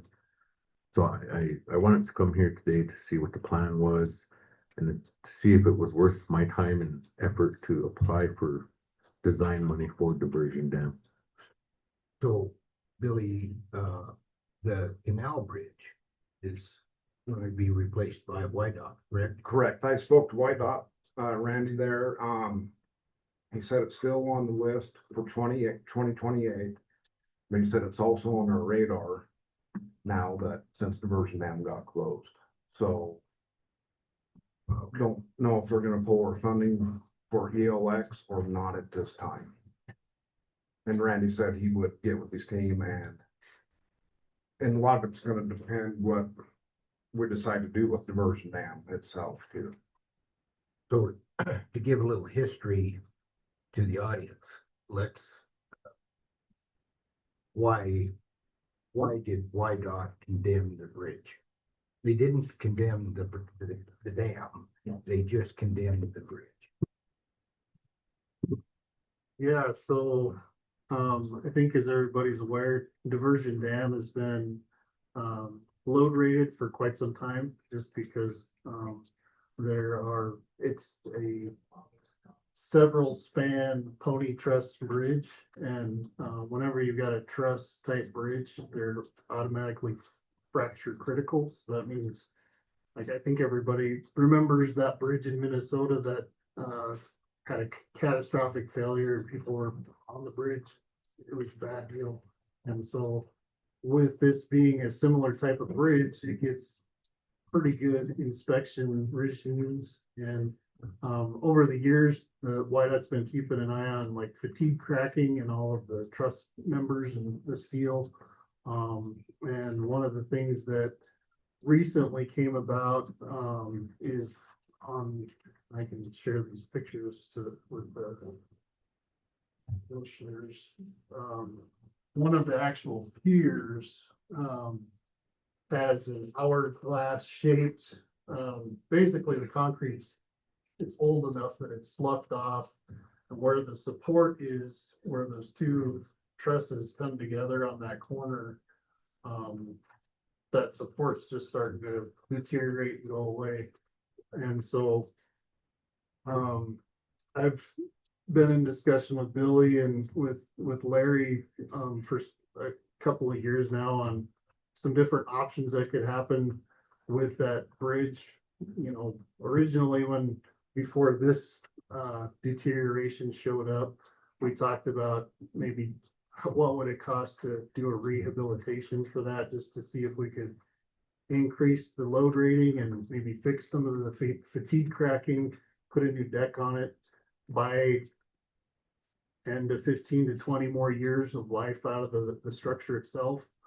But I think with this, that's a little bit more serious deterioration. And so in order to fix that, you'd actually have to jack up the bridge and remove the top portion of that pier and then dowel and rebar and re-pour that whole structural piece. And that's just one of the, there's probably 1, 2, 3, 4, 8 different piers out there that may over time have similar problems. And so that's the question. The other thing is, as was mentioned, there YDOT has off-system funding for bridges, and that was originally Diversion Dam was on the list that they were looking at, and our team is helping with some of those off-bridge designs. When we did our initial investigation of Diversion Dam and came up with a cost estimate, what we looked at was putting in a brand new bridge downstream of the dam, kind of realigning the road so that then the dam and the bridge would be completely separate structures. And the cost for that was somewhere in the $25 million range to build a brand new bridge. And so at that number, YDOT elected that was going to basically eat up, all of a good portion of their funds statewide, to focus on one potential bridge. And so they basically elected not to fund that structure. And so it was Diversion Dam and then the bridge that crosses the Big Wyoming Canal that's just downstream. It's kind of between Diversion Dam and Burris Lenore Road.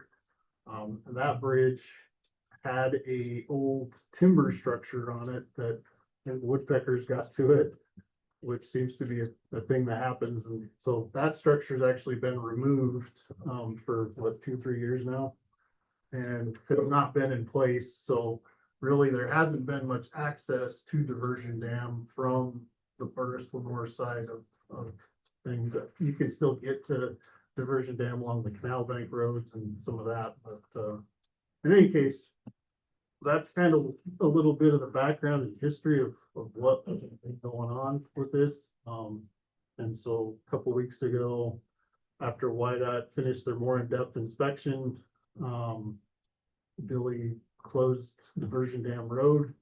And so that's kind of where things stand at this point. Now, I think there's a couple different avenues or options that are open to the county and to Midvale as to what could happen. There's Winslow has offered to pay for a design for a brand new structure. Downstream of the bridge, I think is what we'd be looking at, and pay for a design through their, it would be the TTP funds or the bridge program funds. And so that would help pay for a design, but then ultimately the county, Midvale, and tribal DOT would have to look for $25 million plus in funding to put in that bridge. And then we've also got the bridge that's currently being worked on, which I'm shooting from the hip with an estimate, but it's probably $3 to $5 million. That's the canal bridge. That's a canal bridge. Canal bridge. ELX. So for those two structures altogether, you're looking at 25, 30, maybe $35 million to do both of those structures on a road that has access from the other direction. And it's not having these structures not be in place it does increase like detour and stuff, but it's not like it's the only access point across the Wind River. like to, like Bruce Lenore and some of those other spots, and so. Let me get back to those options. Option one would be to put both of those structures in.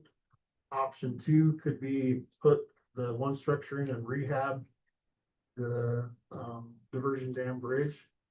And then option three would be to just not put in any structures at all. Save some taxpayer money that way. And ultimately that route, I think the county's still gonna be working with Midvale to figure out how to remove those pony truss structures off the top of the dam from a dam safety standpoint. And so I think at that point, you're looking at pursuing funding probably through the Bureau of Rec to take all of those off. And because it's load rated, it's gonna be a complicated project just to take those structures off the dam and kind of help ensure that dam safety into the future. Just because you can't drive a crane out onto those trusses because it's already load rated, and so you have to figure out either a two crane system or airlifting sections of bridge off, or some kind of a trellis structure just to lift those up and off and move them. So there's those are kind of the three options I see. I don't know if Lily, if you and Steve kind of have some other thoughts and ideas, but I think having some clarity, which I think is what Winslow's looking for on the future plans for diversion dam, is going to kind of direct what we do with that bridge downstream and kind of direct how things are gonna go moving forward with some of that. So if you didn't do anything with the dam itself and you went ahead and, does it make any sense to do anything with that canal bridge? It does. I mean, I guess I'm curious about several things. One is the amount of traffic. You know, what's the usage of the canal bridge? What's the usage of diversion dam bridge? And I guess, and then that thing of where would you propose a different location for a new bridge? So the location for a new bridge, what we had kind of looked at was realigning the diversion dam road downstream of the dam with, it'd be a pretty complicated project, but basically you're putting in a brand new structure downstream of the dam. So then the dam and the bridge are no longer part of each other. That allows Midvale at some point in the future, if they had to, replace the dam, which I think is a long-term thing that may be coming. And in order to do that, they're gonna have to divert flows, and do a lot of different work. And so all of that would have to kind of be taken into consideration wherever you put this new alignment of a bridge. And so that's what that new structure would look like, I think. And Kyle, do you remember what our ADT was? It wasn't probably more than 100 vehicles per day. I don't know if we've got good data on that end, but since that canal bridge has been pulled out of there, I can't imagine diversion dam catches more than 20 vehicles a day or less. Just because really the only reason to go that route is to, you know, if you're coming the other direction, you end up crossing both structures to get out that way for, I'd say, the vast majority of people out there. Steve's got dam tender's house that's just there by the dam, but that's the only thing between the canal bridge and diversion dam. And Steve has indicated that they've already bladed in a new road access kind of from the north side. into that property for access. And so, yeah, I know there's a handful of, properties on like the south side of the canal that have a little bit of travel time down the canal bank before they get to Diversion Dam Road, and then they're out and going the other direction now. And everybody coming from Burris and Nor is going out that other way. They're coming that direction too. To the east. Yeah. Okay, yeah. Harrison's have always, they've either run down the canal bank to their access as well. Thank you. So the residents down there have either they've come down the canal bank to some extent forever. I mean, it's just a point of access off the highway. Is they either, you know, it was shorter for them to take the state highway, come across the bridge and then go down the canal bank, hit their driveway. The other way, now they gotta go a little further down the canal bank out to Ty Nichols across Dry Creek, Siphon, and out to Diversion Dam Road.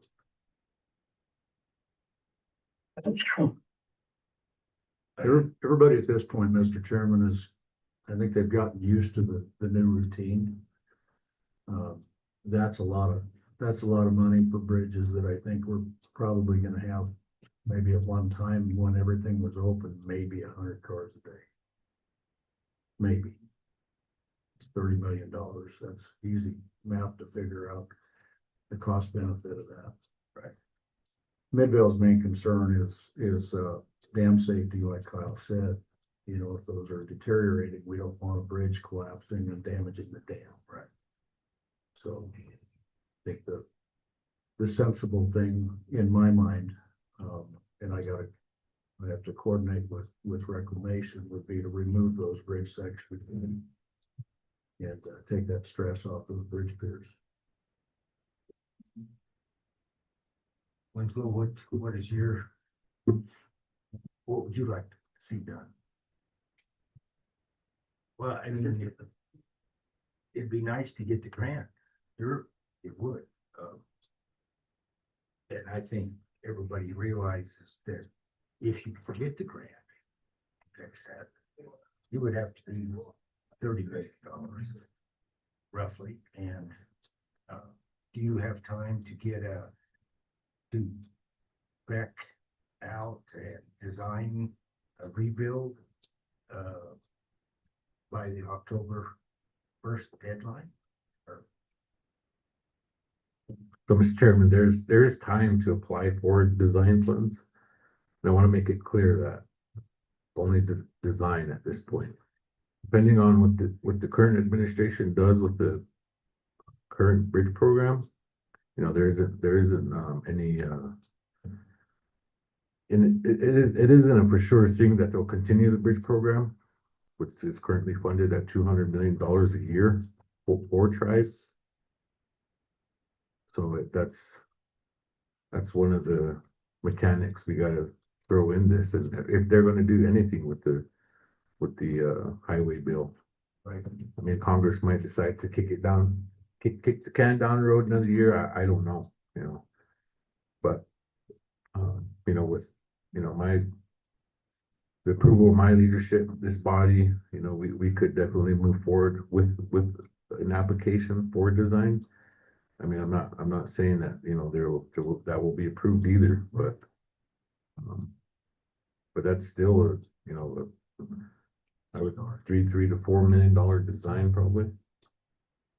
So, but you know, like I said, after I heard kind of these conversations that we're having today, you know, I don't know if is it worth the time and effort, you know, to be, like this gentleman said, it's $30 million. I mean, everyone's okay now with the way everything's flowing. I mean, I would hate to apply for bridge funding and get it designed and not be on the shelf forever. Yeah, because the design plan is only good for a certain amount of time. Right. Yeah, I'd like to recognize the Arapahoe Business Council, and I'd like to see if they have any communication or input on this. Yeah.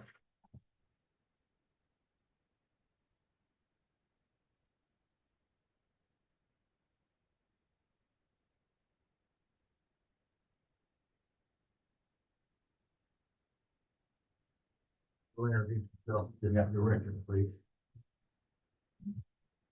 Good morning, my name is, Co-Chair Kim Whiteman Hardrow for the. And we've taken steps to, we want to try to ensure programs. The things that we've done presently, we've reestablished our Department of Transportation program. Not only to go after the BIA funding that's available to us, but other funding that wasn't available to us when we did take that step.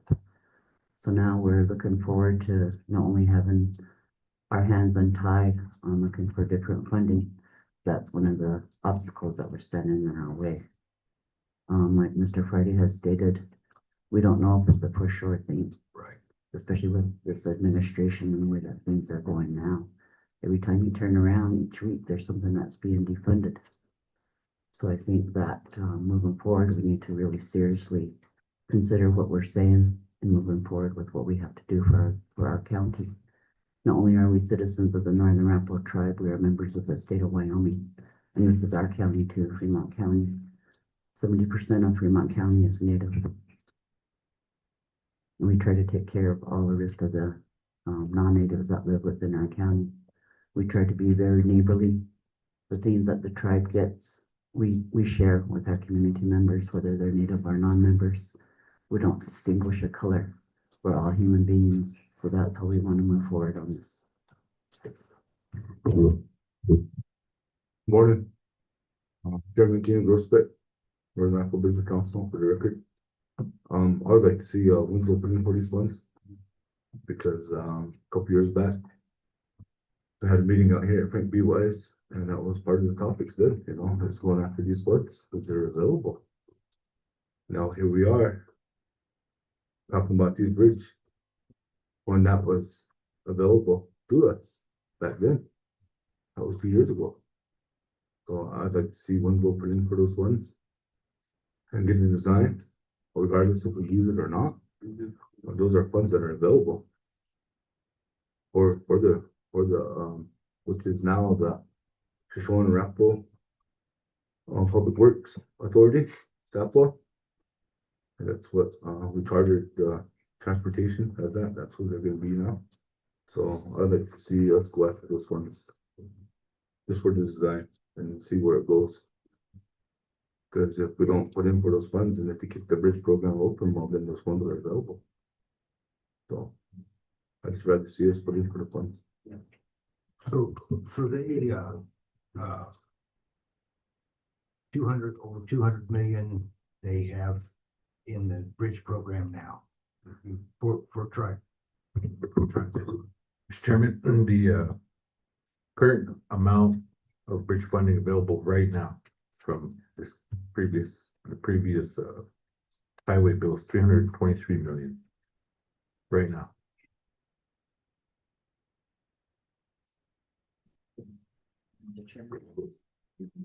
I'd like to add that these are the kind of obstacles that we face all the time. We get money available, we put in for a feasibility study, we wait for the funding. By the time the funding comes, the feasibility study is no longer valid. So it goes around and around and around. That's why we've taken steps to ensure we're going to get funding. And that's kind of what we discussed earlier was that once we get the design done, We'll have it. yeah, and then Step further. and try to get the funding to get to move on to put it in place.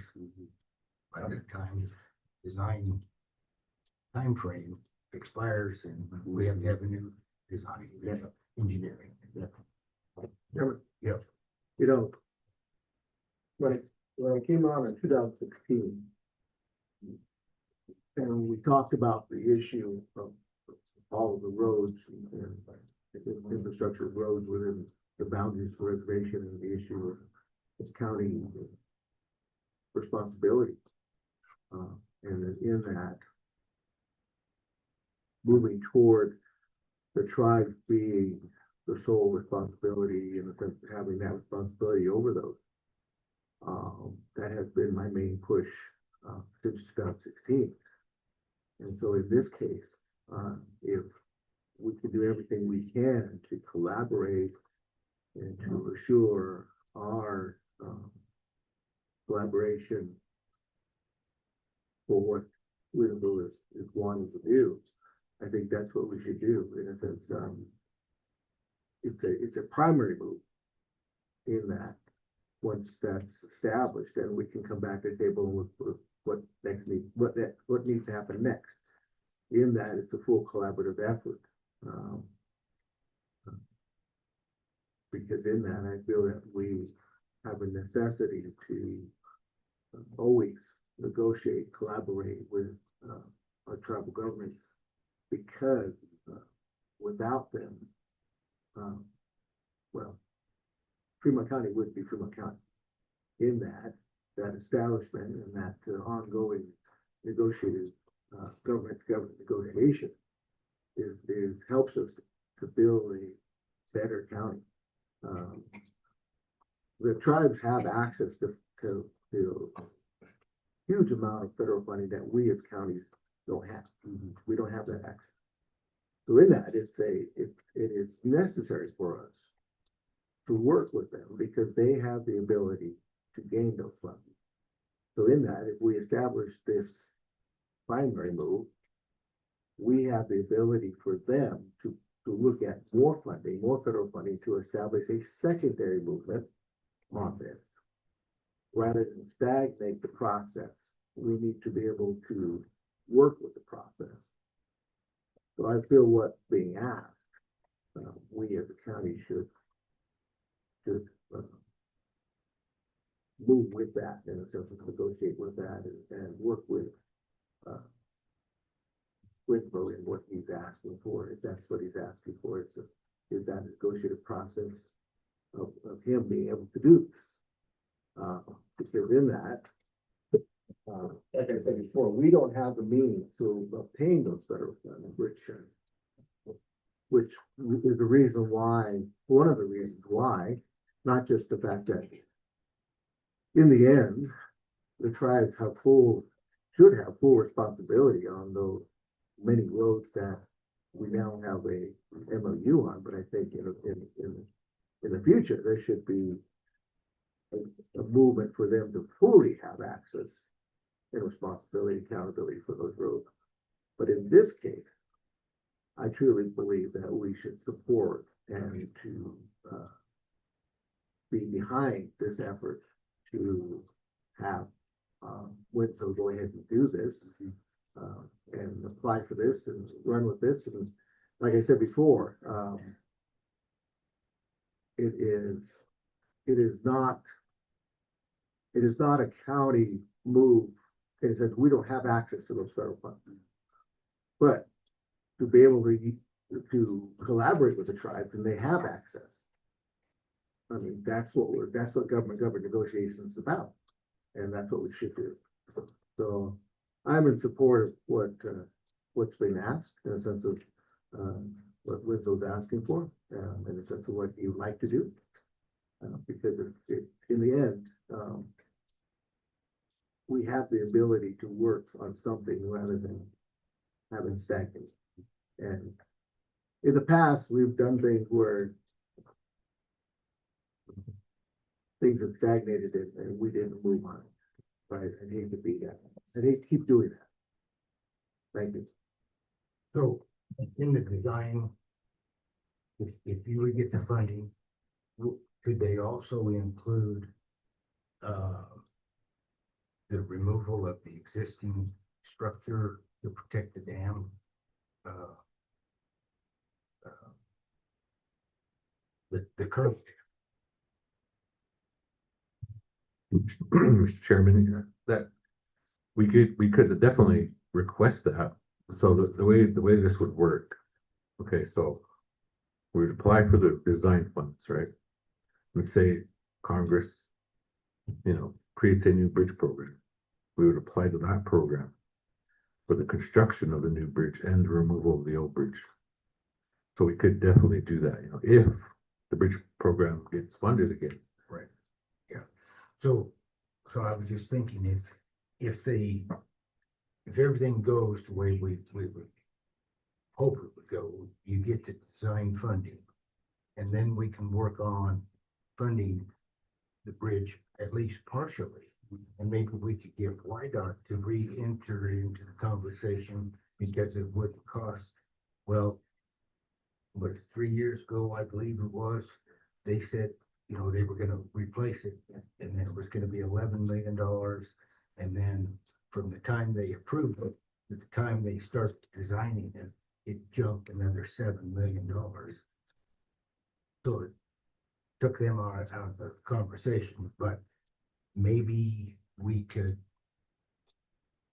work with YDOT as well to re-enter the conversation, see if they could fund partially. Sure. Yeah. I like your ideas. I like what Winch was talking about. I don't see a negative, issue with it. I see it more of a positive movement.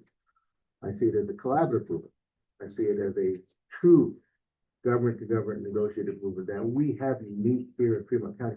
See, most people in Wyoming don't understand that Fremont County is very unique, different. They don't have what we have. We have the ability to work with two sovereign tribes in the movement of one, economic development, one, federal funding for things that we can't go for. And the issue of true government negotiation, how unique is that? How positive is that? And to not move in a direction that is moving in a true positive momentum movement is wrong. And we should jump on board and do all we can to make that happen. In the sense of right now is, I feel, is very important to that collaborative effort, that negotiative effort. What we've been seeking for years and years and years starts right here, right now. And so I would say we move and agree and negotiate and abide in a sense of seeing what we can do to make this happen. What do you need from, what would you need from us to pursue the design grant? Mr. Chairman, I'm thinking, you know, some of a MOA, MOU with commission and both tribes. And then we would get a resolution authorizing me to apply to the bridge program for designs. And then a support letter from the commission to help push it forward. Steve, did you? Yeah, if I can. And then I'd like to say, Mr. Chairman, one of the that we had talked about and some of the things that we've been doing with our funding is we've been doing it in phases. That way, phase one, we have money for that, such as a study. Phase two would be applying for money for the next step. Phase three is the next step. Phase four is the next step. So that's how we've been doing our projects, and they've been working out pretty good. That way, we have money to ensure that that program is going to go, because we might find another source of funding in the meantime. Okay. Not to throw a monkey wrench in this. All that ground down there is reclamation surface. So there might be, and I'd hate for Winslow to spend the time and effort to go through a bunch of preliminary work trying to get this grant and then find out that we can't commingle funds. Like I said, my main concern is dam safety.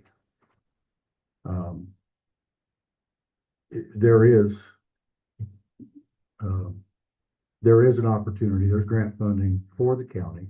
And I think Billy and Kyle have been looking into that with reclamation. They had, what was it? So, Federal Highways has a new grant. It's the first time they're putting it out, for, MILFO. And so what that is basically local governments can apply for, funding to, replace type 3 structures. And type 3 structures are basically public access structures that are on reclamation. And so that's actually what we're looking into for Gibbs Road currently. but it's also something that we could look into for this. And so I think there's some opportunities to, you know, pay for this in a couple different ways. There might be funding from a dam safety aspect too, from the Bureau, where maybe that helps pay to remove the existing structures. There's maybe a combination of TTP funds through the bridge program, and that's an FHWA type 3 funding. You know, I think once you have a design in place, it really opens up your opportunities, because you can say, we have a shelf-ready set of plans and really good cost estimate for a project, and we're just looking at the funding. And then it becomes, you know, are the federal agencies willing to help pay for it? There's several avenues to do that currently. Like Winslow said, you never know with this federal, the funding, the highway bill, if they're gonna change the funding formula that the tribes have, or change how much is actually gonna be available for bridges versus road maintenance. But, you know, having that bridge design in hand, if this is the direction the county wants to go, opens up a lot of avenues for funding.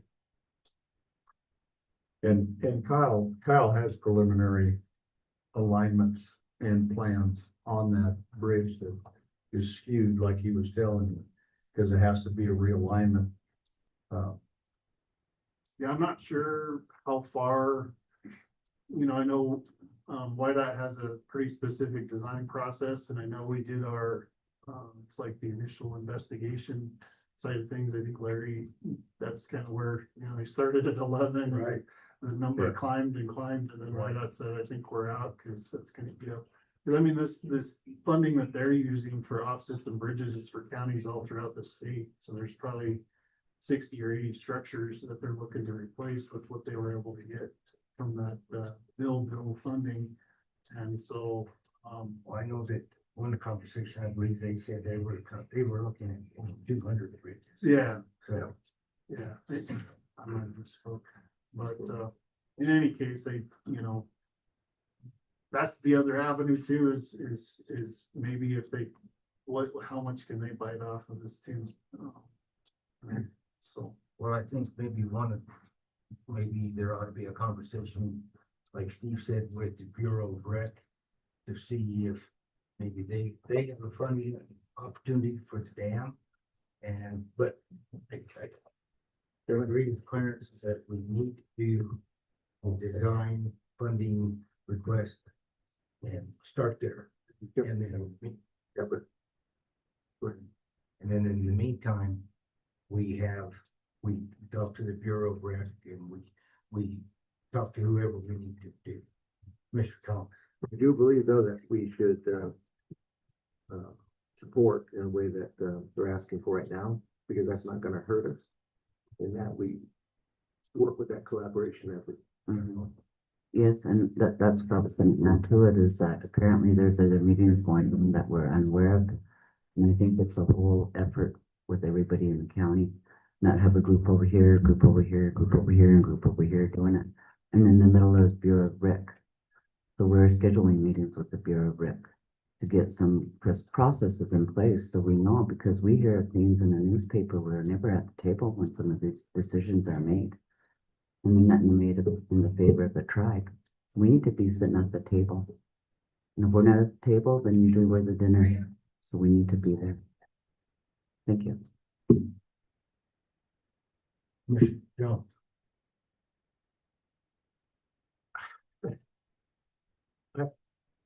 It feels a little bit to me like this, maybe the whole picture that you have or somebody has, but I have a hard time saying, let's go do this when I don't have the whole picture. I mean, we talked about bridge, we talked about this bridge, we talked about the dam, which to me is the most concerning piece. I struggle with 100 trips a day across a bridge. It's going to cost an enormous amount of money. And regardless whether it's our money or not, throwing $3 million at something that we may never use is a little bit hard to swallow. It feels to me like there needs to be a master plan of that section of the river from the dam down to wherever Midvale, interacts and the number of people utilizing that area and the canals and things like that. But it's hard for me to buy off on any direction without understanding the whole problem. And everybody's got a little tiny piece of it, but it just, I wouldn't be prepared to make any kind of decision going forward. I don't know what the implications are if they build a bridge or they move a direction. What's that the implication for the county? I don't know. And I'm not saying any of those issues or questions couldn't be answered or solved, but I'm certainly not in a position to make any kind of decision until I know more. And to me, get it down and write it, get a plan. What's the plan? And who do we need to be at the table? Do we need the Bureau of Reclamation to be at the table? We need the tribes to be at the table. We need Midvale at the table, our transportation and YDOT. It just seems like there's a bigger conversation. We can come together here and figure that out before. And I certainly, before we make a decision, I certainly understand the challenges you presented that, if we don't do it now, then something comes along and we're out of position because we didn't take that action. But $3 million is still $3 million to me. And That's just where I am. and Commissioner, that's just on the Wyoming Canal position. Okay. Right. That's just on that one. I'm at 3 million for a design. Oh, for For the design, so 3 million for that bridge, right? Okay, Yeah. absolutely. And that's where YDOT's at. Right. That's what Billy and Kyle were saying. They're looking at it to where, now the diversion dam bridge has been closed. Right. What are we doing with this design on the Wyoming Canal? Mhm. Why would we spend that money on that? Yeah. The impacts, and no offense to anybody that lives in the area at all. Right. It impacts few people. Yeah. And there's access that everybody's gotten used to. Yeah. There's a lot of things that have to. Mr. Chairman, it feels like that conversation that came up during the legislature where they're trying to replace that dam. And then after everybody gets into the conversation to realize this is gonna help a very small amount of people. And then everybody got gun shy, and I understand that, but I don't know enough today to go forward. Mr. Chairman, I just, I know how irritated I get when I get into a project. When I get into a project and come to find out they're gonna pull the plug on it for other reasons anyway. Parameters that are out of everybody's control. And that's the reason I brought up, the grant funding, Commissioner, that the county has access to now through reclamation. That may be the direction that needs to go. And again, the surface ownership may have a lot to do with the tribes getting money, applying for money to try to put on reclamation surface. That may be a broken arm right there. I don't know. But it's worth the conversation with reclamation to see if it's even a possibility. I think we're interested in pursuing this conversation, but I think like Commissioner Jones, Steve, and everybody else that is, and Kyle, and so on and so forth, I think we need to come up with a plan, just a preliminary plan, how we're to do it, and include the conversation with the tribes, Midvale Irrigation, Kyle, and Road and Bridge, Transportation Superintendent, and come up with a plan, and then we hold another meeting. I mean, we don't have a lot of time, but I think we could probably get together and get questions asked and maybe get some answers. So we know for sure that it's worth pursuing. Mr. Chairman. Yeah. I'm glad that you brought that up because since I've been put in this role, I've been asking the county this, right? I mean, you guys all heard when at the last meeting at Frank Wise that Chairman Grossbeck brought up. I brought this up. It was over 3 years ago. And here we are, 11th hour, bottom of the ninth. So this plan, I'm not too sure if we have that kind of time. I mean, this on my end, there's certain things that need to happen. We're 3 months away. So, as far as the good faith efforts and government to government, I'm certain that the communication there's communication breakdown somewhere.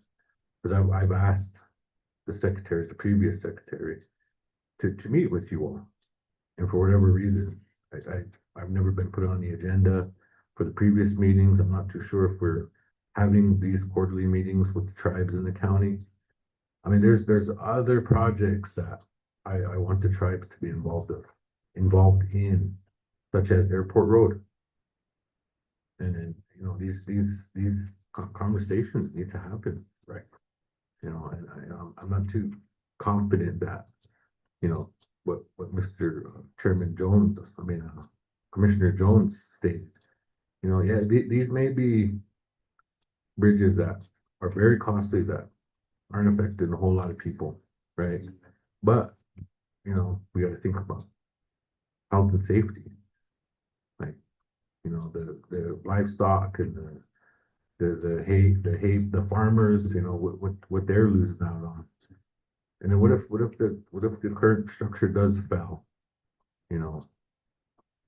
A dramatic failure where it ruptures, it destroys the dam. Yeah. Then what?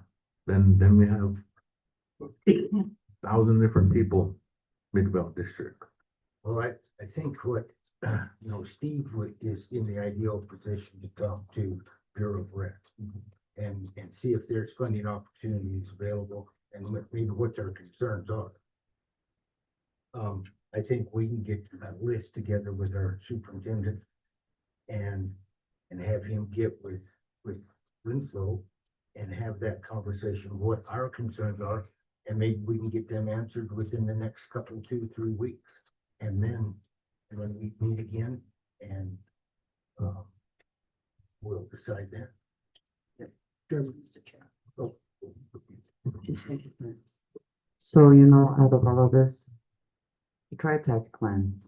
We have our own plans also. That's why I say we're never at the table. We're never asked to be at the table. And so people do not know of these plans, but we have our own plans for our own livelihoods and things that we want to do where we live. And this diversion dam was built with Indian monies that were appropriated for our irrigation district, something that hasn't happened. The Wind River Irrigation Project was sponsored by Barrasso. That benefited only the Midvale ranchers and irrigators out there. Did it benefit where we live on the other side of the hill? No, it did not. And so now we're going down that road again. The diversion dam was built with Indian monies that were appropriated by Congress. But yet in the end, we did not even get to hardly use that dam. And now we are suffering. We do need irrigation on the Wind River Indian Reservation. And where they're targeting isn't where we live, the majority of the Native people. So I wanted to state that for the record, because we have plans of what we want to do. No one has asked or even considered what our plans are. We have 11,000 people that we need to take care of, and it's been a hard road because we're not asked to be at the table. We never have been. It seems like no one doesn't care what our plans are or what we plan for our people and our children. I wanted to state that because it hasn't been said, so I'm saying it now. Thank you. Well, I think that, let's go with that plan. You can talk to the Bureau of Rec. We will give Billy Meeks a list of our questions, and he can get with Winslow and have that, and then let's schedule a meeting. I don't know, we meet every Tuesday this month. maybe somewhere around the 23rd. That's 2 weeks away. And we continue the conversation. Chairman, Yes. I don't believe, I don't believe, and I don't feel what Winslow asking from the sense standpoint of what needs to happen is not a negative issue. And I don't need a whole lot of information because I'm a part of the community, meaning that community. So I understand what they're asking for and what Winslow's asking for. So in that, what Winslow's asking for is necessary for a movement. And as Winslow stated, we've been talking about this and we've been stating these things for quite a while. And again, it's always, we'll meet, but then we don't meet. Or something happens where meetings don't happen. And I hate to say it, but the word reclamation in the tribal mind is kind of not a positive word for a long time. And I don't think there would be a full mingling of funds. The tribes do understand the issue of how to budget their funding. But I do believe what Winslow is asking for is necessary. And I would ask for that to happen. I would ask for that to occur. Because it's not going to put us in a situation where we have to fear a negative movement. It's more of a collaborative movement. It's more of a positive movement if we move in that direction. We can always have our meetings. We can always have those things that we're talking about, but at least puts Winslow in a movement to get things done. What we're doing is we're stagnating him if we don't move in that direction of what he's requesting.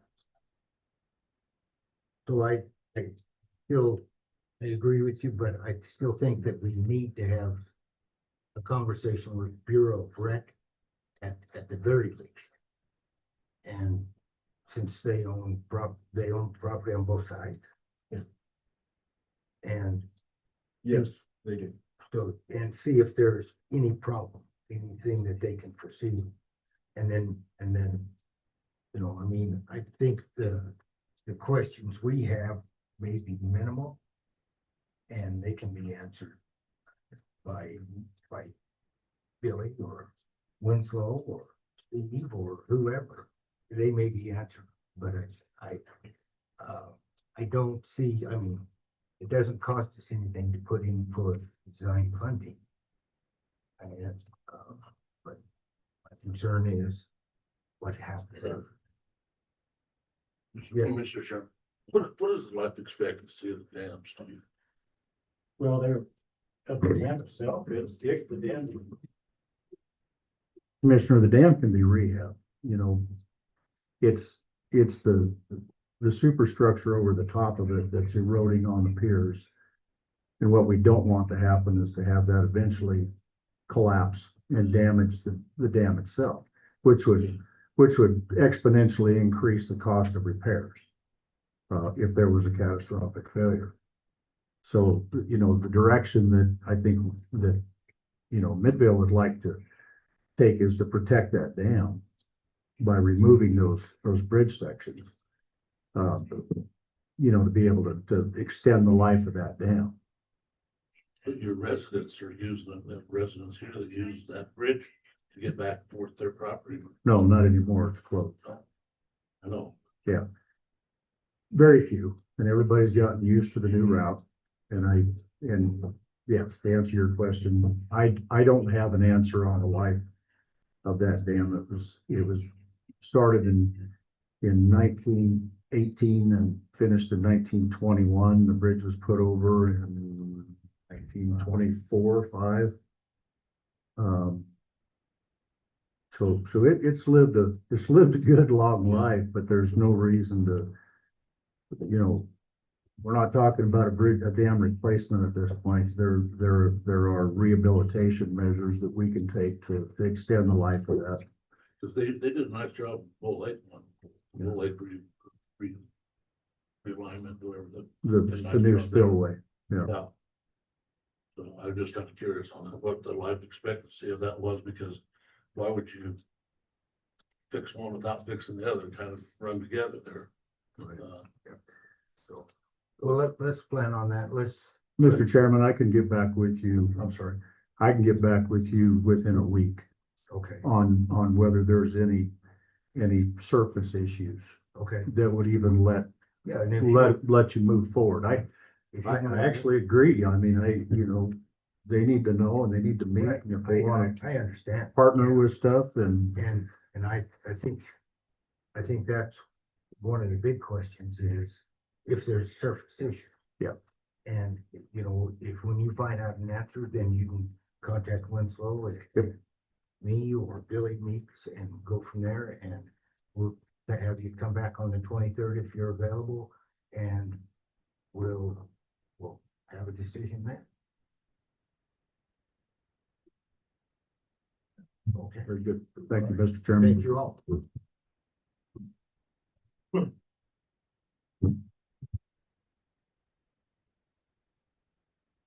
John.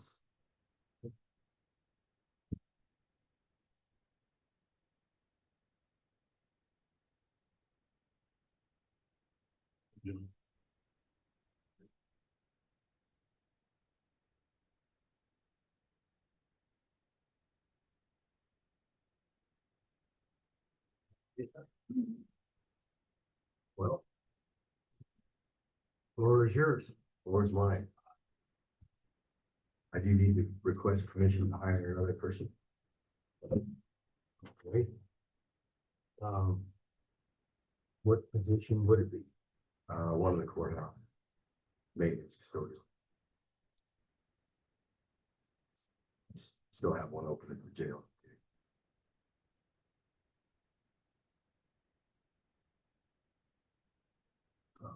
And the salary range?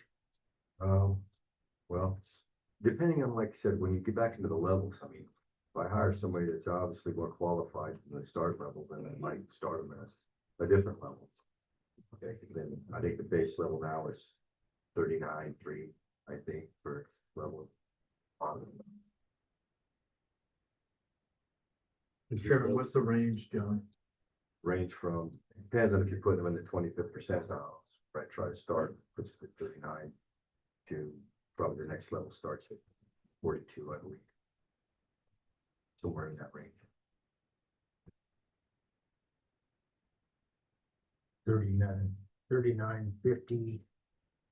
Yeah, to 42.24. Yeah.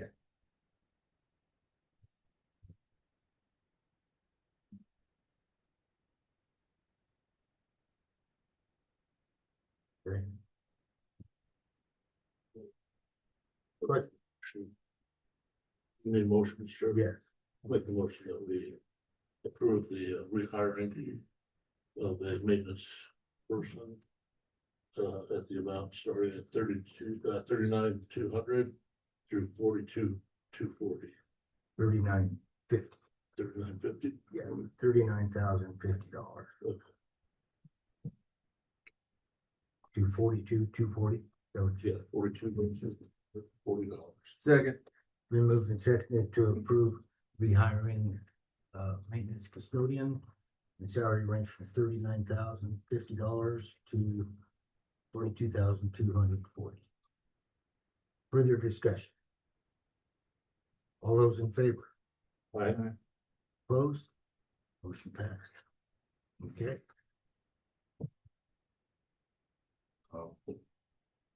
Not sure about the SOCs as far as where they land. Where we turned in. You didn't bring any paperwork with you? I turned it on. It's in your file. Okay. You want to speak to it? I mean, all I did was basically reevaluate like talked about as far as levels of where people are at. Based on their experience, their ability to work unsupervised, their ability to do fix things and kind of where they're at and the levels. So, Mr. Chairman, I couldn't figure out where these people sit currently within the SOCs at 10, 25, and 50. Because that's the way we do SOCs. Is we say, here's the range. Right. At 10%, 25%, 50%. I based them all in the 25 percentile range. That's where I know, but I don't know where they're at, oh, right? So are we saying? So I don't know what. well, there's no names on these as far as, No. right. No, I But don't they're know. all established, each one is a different position and each one is based on the person in that position as far as what level they're currently at. I understand. So are they all under the 10% now? They're Or all- where are they relative? Most of them are under where they're at the 25 percentile.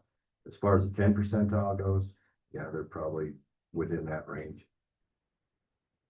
Mr. Chairman, if I can ask, Julie, have you had a chance to look at that? Look at these and kind of, I just now saw them. Mr. Chairman, I just now saw them.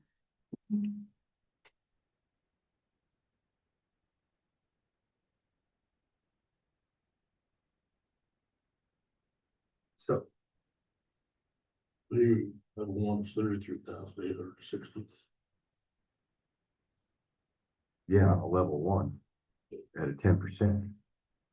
Yeah. Most of these guys are already past the level one on a 10%. What they were shooting for is somewhere in the neighborhood of the 25th percentile. So, Mr. Chairman, Yeah. so if I look at this, what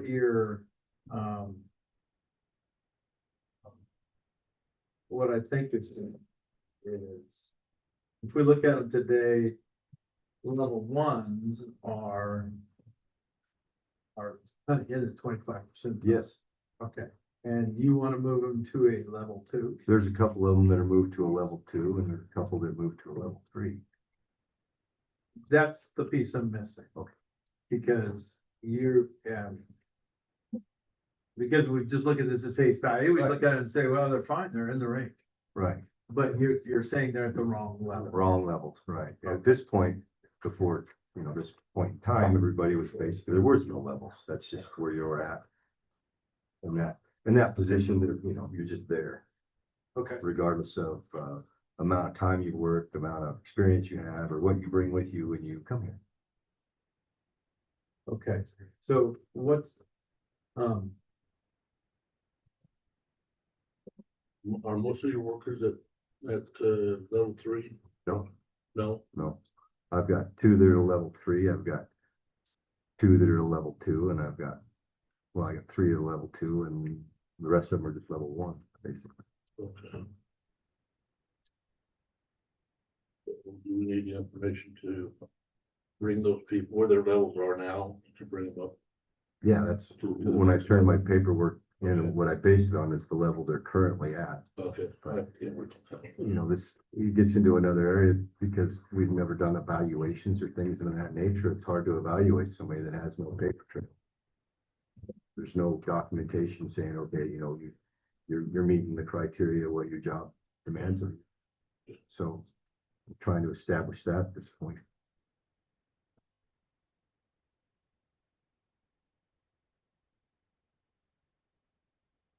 So, I'm just looking at this one position.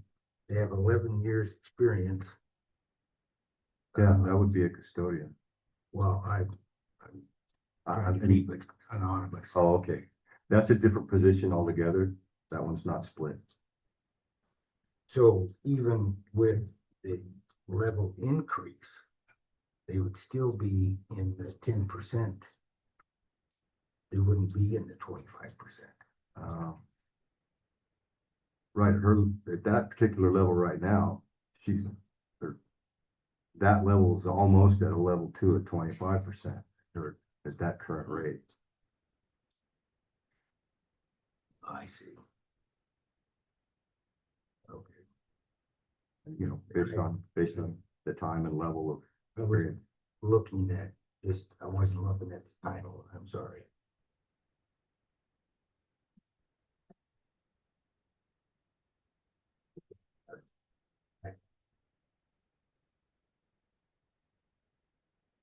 So with everyone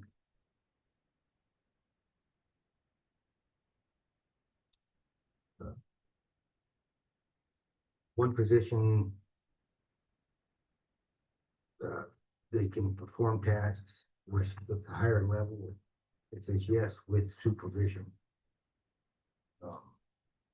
But you still want to move them to a level 2? Yeah.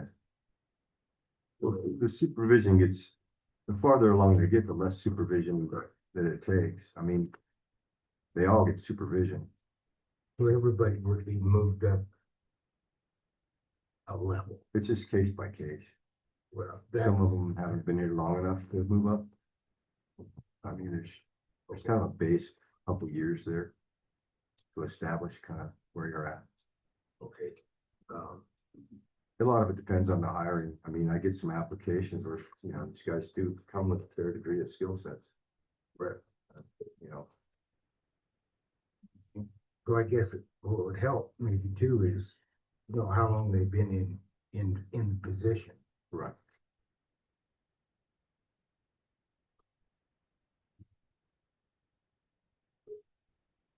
Question, Commissioner. So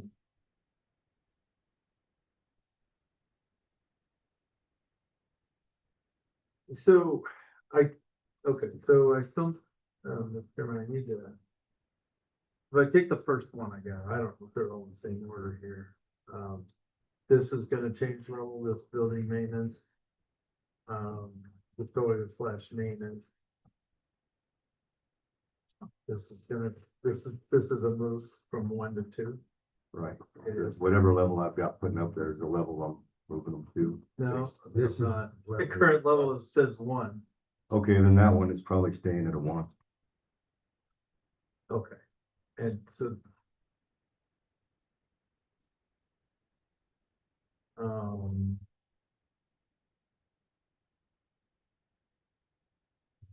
The next one is current level is a 3. Right. So there's 2 of those. One of them would probably be the assistant supervisor and the other one would be a maintenance 3. This custodian maintenance. Right.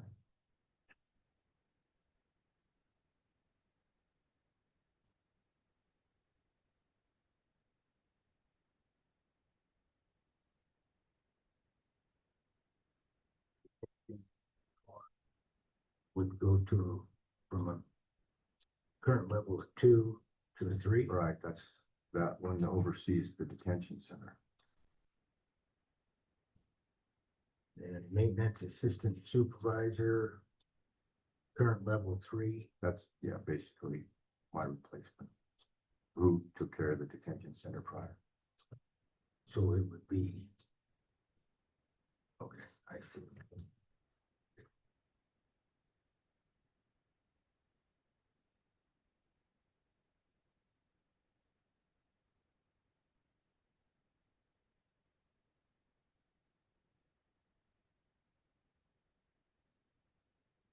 Further question. Yes.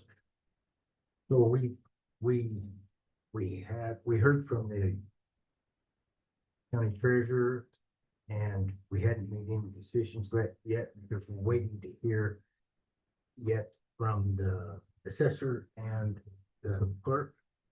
And then we'll have a discussion afterwards and we'll let you know our decision. Okay. Nothing else? Thank you.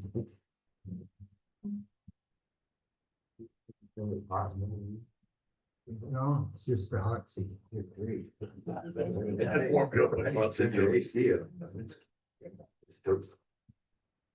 Well, we're not doing this SOCs and adjustments. Until we get the budget, right? Well, we're approving stuff, but we're gonna. You know, Jim. Yeah. Okay, you got theirs. There's in the back. Yeah. Well, not, I'm trying to get this one. This is what we approved. Oh. because they won't, there'll be only 2 days they have work. Those have already been approved. Oh, just that they won't. So we're trying to move the front line. But I thought it was really. Swap there. Clerk, treasurer, assessor. Yeah. Nobody wants to work. They don't have these. That was their excuse, but I think it's Well, I like this. So She's not. no backup. I mean, 'cause that's shutting us down. Right. All right, Terry, you're on. Yeah, you can check with those guys. See if That was my main concern. There we go. Good morning, commissioners. I guess my main thing for being here today wasn't necessarily SOCs. We did those for me a couple weeks ago. Mine is just to ask to replace. I have a field position open. He left last week, said I didn't have enough work for him. I won't go into any of that. And the other one, is Judy, who I lost to, Weed and Pest for 49,000 before appeals. We were able to, work through that without hiring anybody at that time. And so my staff has really stepped up. We don't quit working when we've got a vacant position, everybody just pitches in and gets it done. Which is part of the problem, the frustration with the field person I had because they stayed in the office to help with appeals because we were short a staff member. And they were there to help with exemptions and those kinds of things. So I need to replace 2 positions, one, a field appraiser. And remember, I'm still down one that I haven't rehired from last year's budget cycle. They're doing okay with that, but there'll come a time that they'll be behind. I'm hoping to work that in with the Eagle View stuff, but I need a field appraiser and I need an office appraiser, and both of those starting salaries based on the adjustments that we've made here in the last few weeks would be $40,000.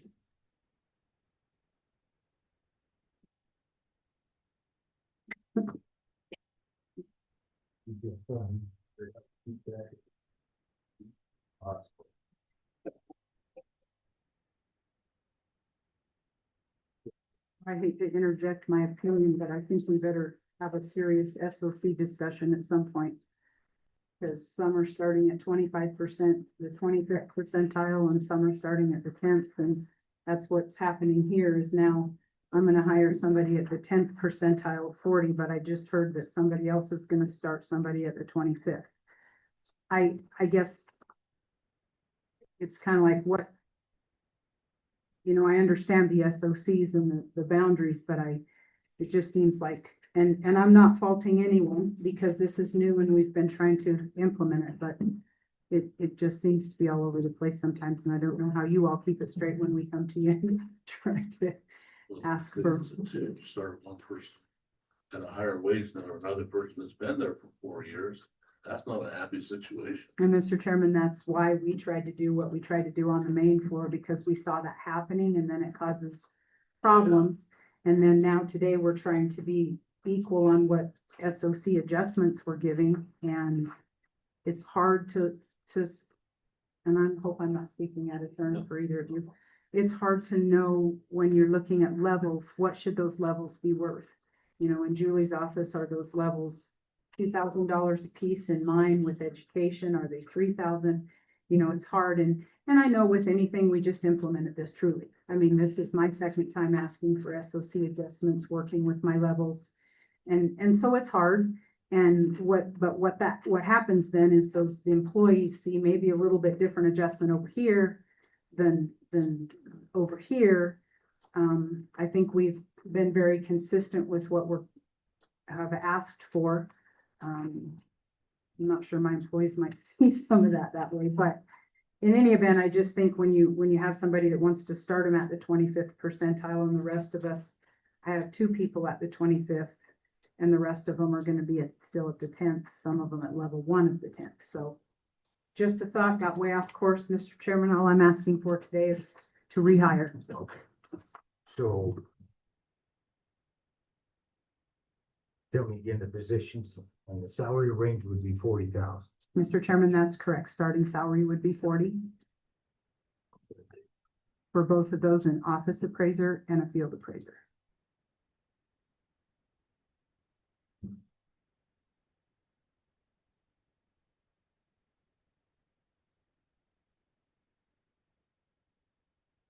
Questions, commissioners?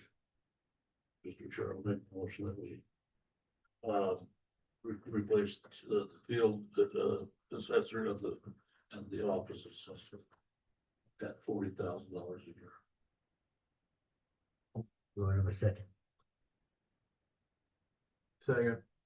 Been moved and seconded to approve an office, rehire office appraiser and a field appraiser. Starting wage 40,000. Further discussion. All those in favor? Aye. Opposed? Motion passed. Thank you. Good. Mr. Chairman, I, same day, Sarah, I lost an employee. And so currently I have 4 people, and yes, we are gonna have only 2 people at lunchtime. I'm making them take each one of them a lunch hour on their own, because I can do only so much to help them, some days. So I have 4. I gave up one last year. One moved down to elections that we all knew was going to happen, but I have to have this position if I can. And I would also like to start them at the $40,000 that we had agreed on before. And that would be public relations clerk. Public relations clerk, yeah, which is your frontline clerks over here.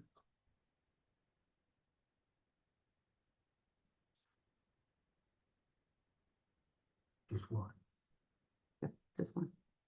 We're gonna do it just one. Yeah, we gave up last year to help our budget, so I assume we're not going to start rehiring anybody or anything, so.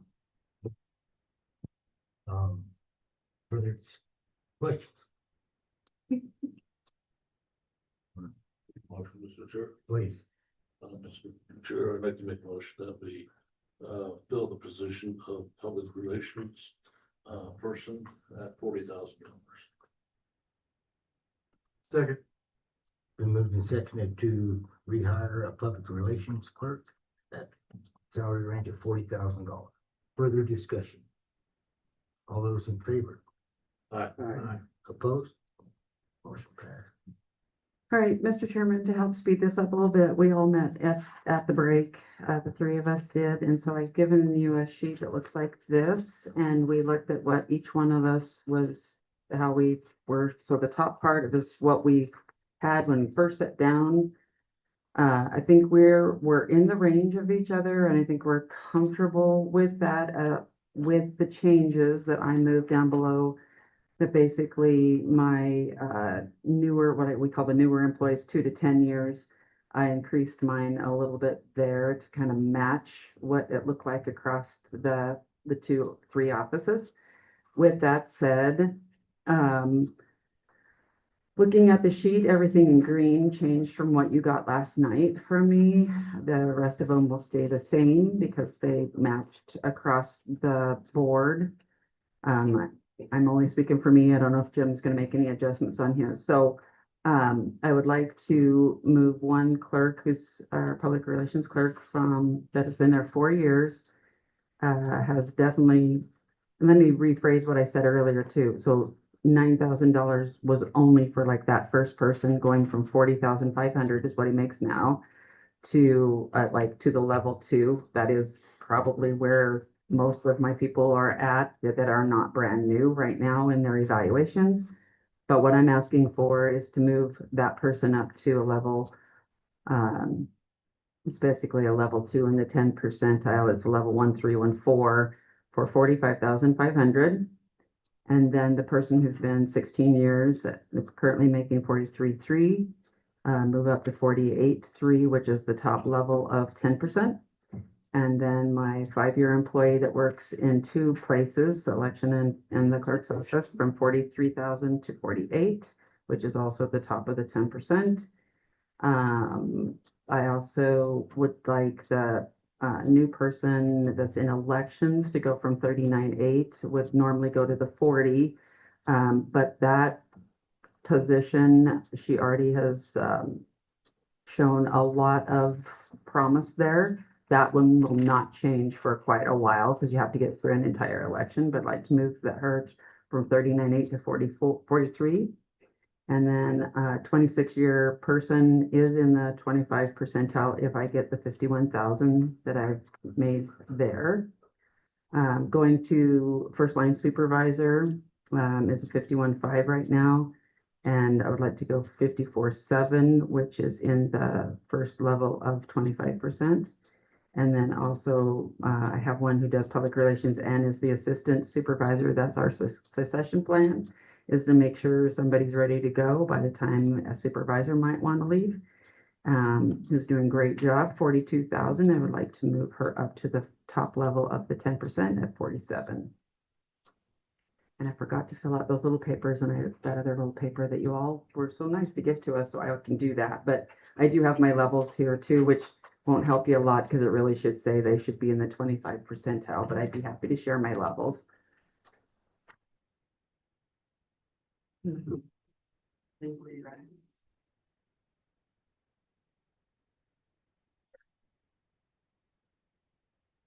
I don't really have anything to add. I mean, it seems that we're kind of all in the same ballparks.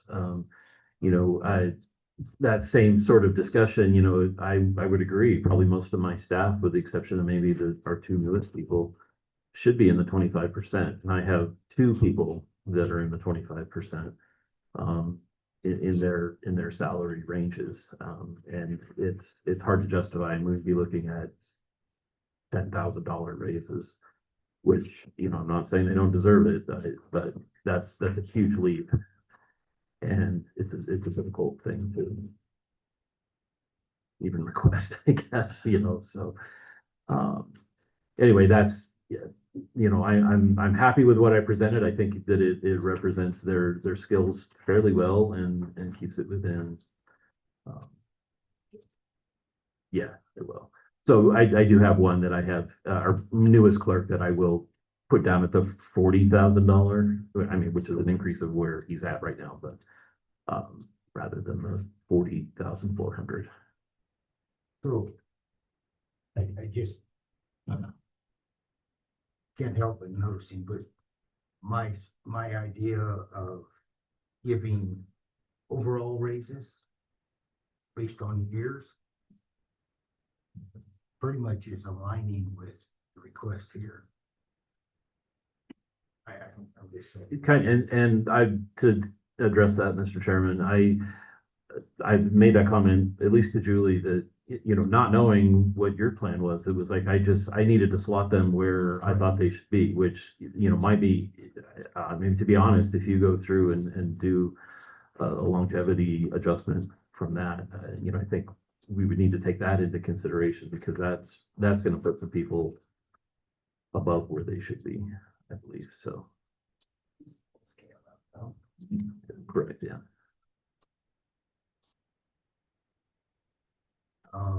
Did you say it does or does not align with their? It does. That's pretty close. I mean, if they were there, 3 years or less, $3,000 a piece.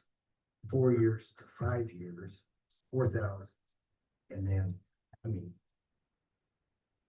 and the years of service could change, but I mean, and then after 5 years, for $5,000, I mean, it pretty well is about what the changes look like. I mean, pretty close. Mr. Chairman, I agree with you in this circumstance, but what? I knew I was going to pick that just in this one. Let's be clear. But what does that do? So what does that do to the SOC schematic? So we give everybody a blanket raise Right. of $3,000, $4,000, or $5,000. What does it do to the meaning of this by moving steps? That was my only concern. My thought on that, and it's just my thought, is just that when we do across the board increases like that, and then in 6 months or 8 months, then we open it back up for SOC adjustment, because not everybody's gonna fit in there. Some are going to be overachievers, some are gonna be underachievers, and so on and so forth, but we still budget the $300,000 for SOC adjustments. And we'll just resume the SOC talks or adjustments like we have. Specifically, more recently, last year we had very few. Mr. Chairman, and I'm afraid, I mean, that is one of the things I've heard is then some people aren't putting in for the SOC adjustments. I mean, we're here trying to even this out and make it consistent and fair with the jobs that they do within our offices. And that's my only concern with just blanketing. Well, there's gotta be a trigger mechanism to reward the people that are going above and beyond and doing more than their share of the job and excelling in their job. There's gotta be a trigger mechanism. You can't just, I mean, it's not the government, not everybody fits in this class, this and that step, so and so and so. I mean, irregardless whether you do a good job, bad job, it's government. You automatically get a raise every year, and it's, whether it's a step increase or a rate increase or whatever. There's no accountability, but the SOC allows for that accountability for those people to. And Mr. Chairman, it actually helps mine more than what I originally proposed.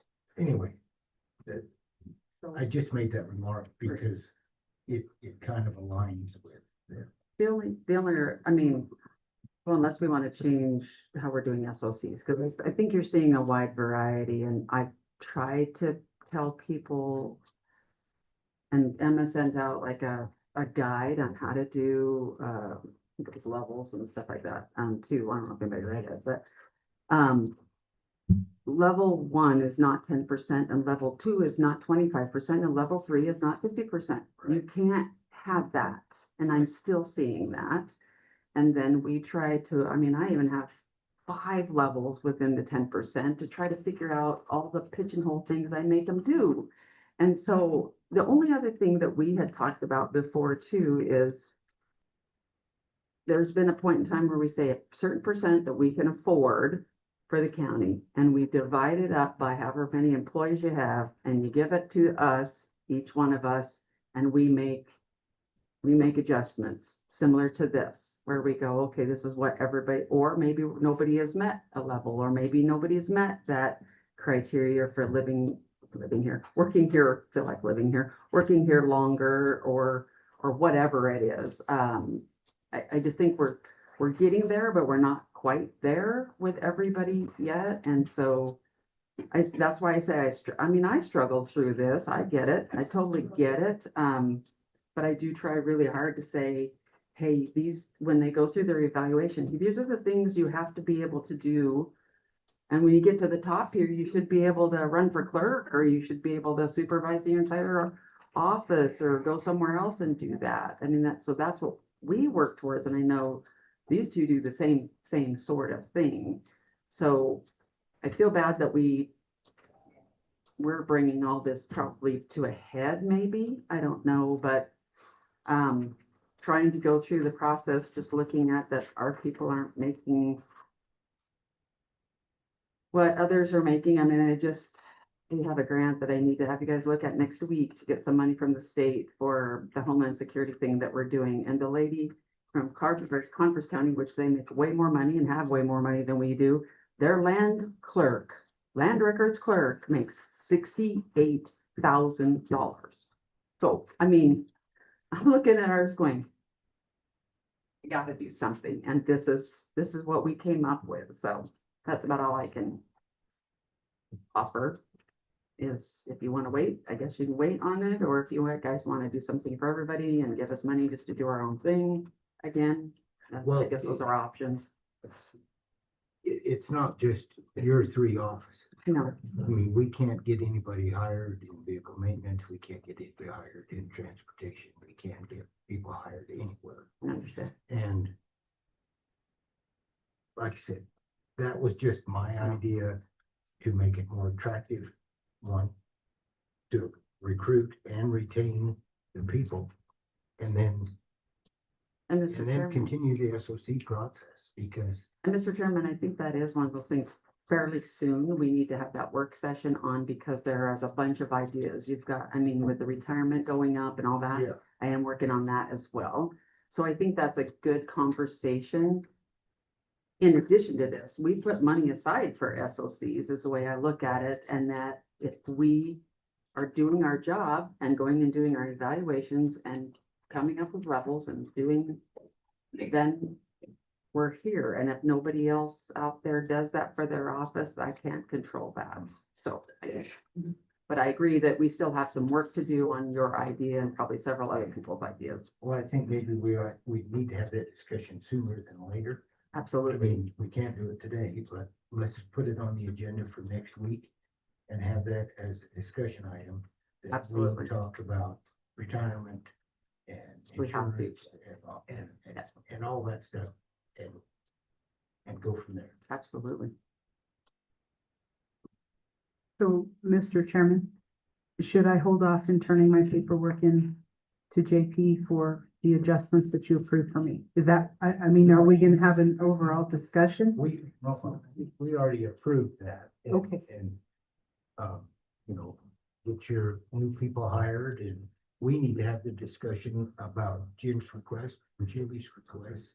And I have my own ideas about building maintenance requests, but those are my ideas. Mr. Chairman, I move that we approve the adjustments recommended by the treasurer and the clerk. Second. Been moved and seconded to approve the changes recommended by the clerk and the county treasurer. Further discussion. Mr. Chairman, Yep. one comment I'd like to make. I'm sure I'm probably out of sync with the world. But I just have never liked the argument that, oh, that's too big of a percentage increase. The reason people get so far out of whack is because we can't keep pace, and especially through inflationary times. It's difficult to keep pace. And you know what, if you wanted to throw your body down on the tracks and say, we gotta do this, at least with one or two of these people to get them up, and it's gonna be a $9,000 increase, I don't care. And that's just me. You know, oh my gosh. The community has lost its mind over the increase that we gave to our elected officials. But I still believe in it. I think it was the right thing to do. We've been waffling around this for as long as I've been in office. And so anyway, I would just challenge you every once in a while to come in and say, I know this is different than normal, but it's okay, because we gotta do it. You know, what John is dealing with, is he's got a grumbly group down there that feels like they're low, and they might be locally, and we can't demonstrate that well in there. But you know, when I'm trying to help him, what are you actually trying to do here? Because from the SOC point of view, just raising their SOCs, it doesn't make sense. But from a level point of view, it probably does. So anyway, that's my 2 cents. And sorry to belabor that. Mr. Chairman, I appreciate that because one of the things I struggle with, and that's why I said to you at the beginning, discussions about this, it's really hard to sit down and say, oh my God, you look at the budget and you know what the valuation is going to be, and you know what the other streams are going to be and how much is realistic, you know, and then sometimes what happens is we might punish our employees because we haven't gone enough in the previous years. And I think that's where a general discussion about what you know, we talked about that when we met at break. Because you're seeing three very different asks, but at the end, it comes down to more of an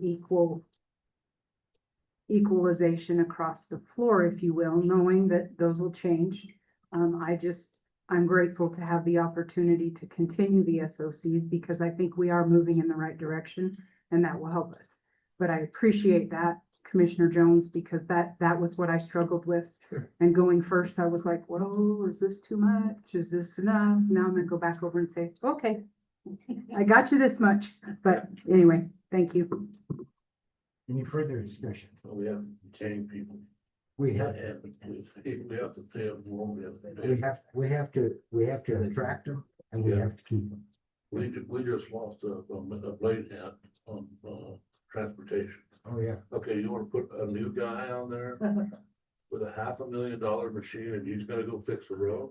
He might fix it permanently. Yeah. And so that's why we're gonna compete for. Good point. We've gotta come up because contractors take them away from us, Yeah. or the clerk, like the clerk over in Riverton there. The state comes in, they're at 40-some thousand, they offer them 80.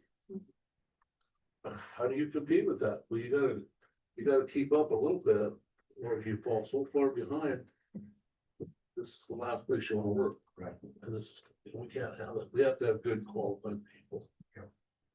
Call for the question, Mr. Chairman. Question. All those in favor? Aye. Opposed? Motion passed. So the SOC that you had from the sheriff's office is a request, and I did add it up.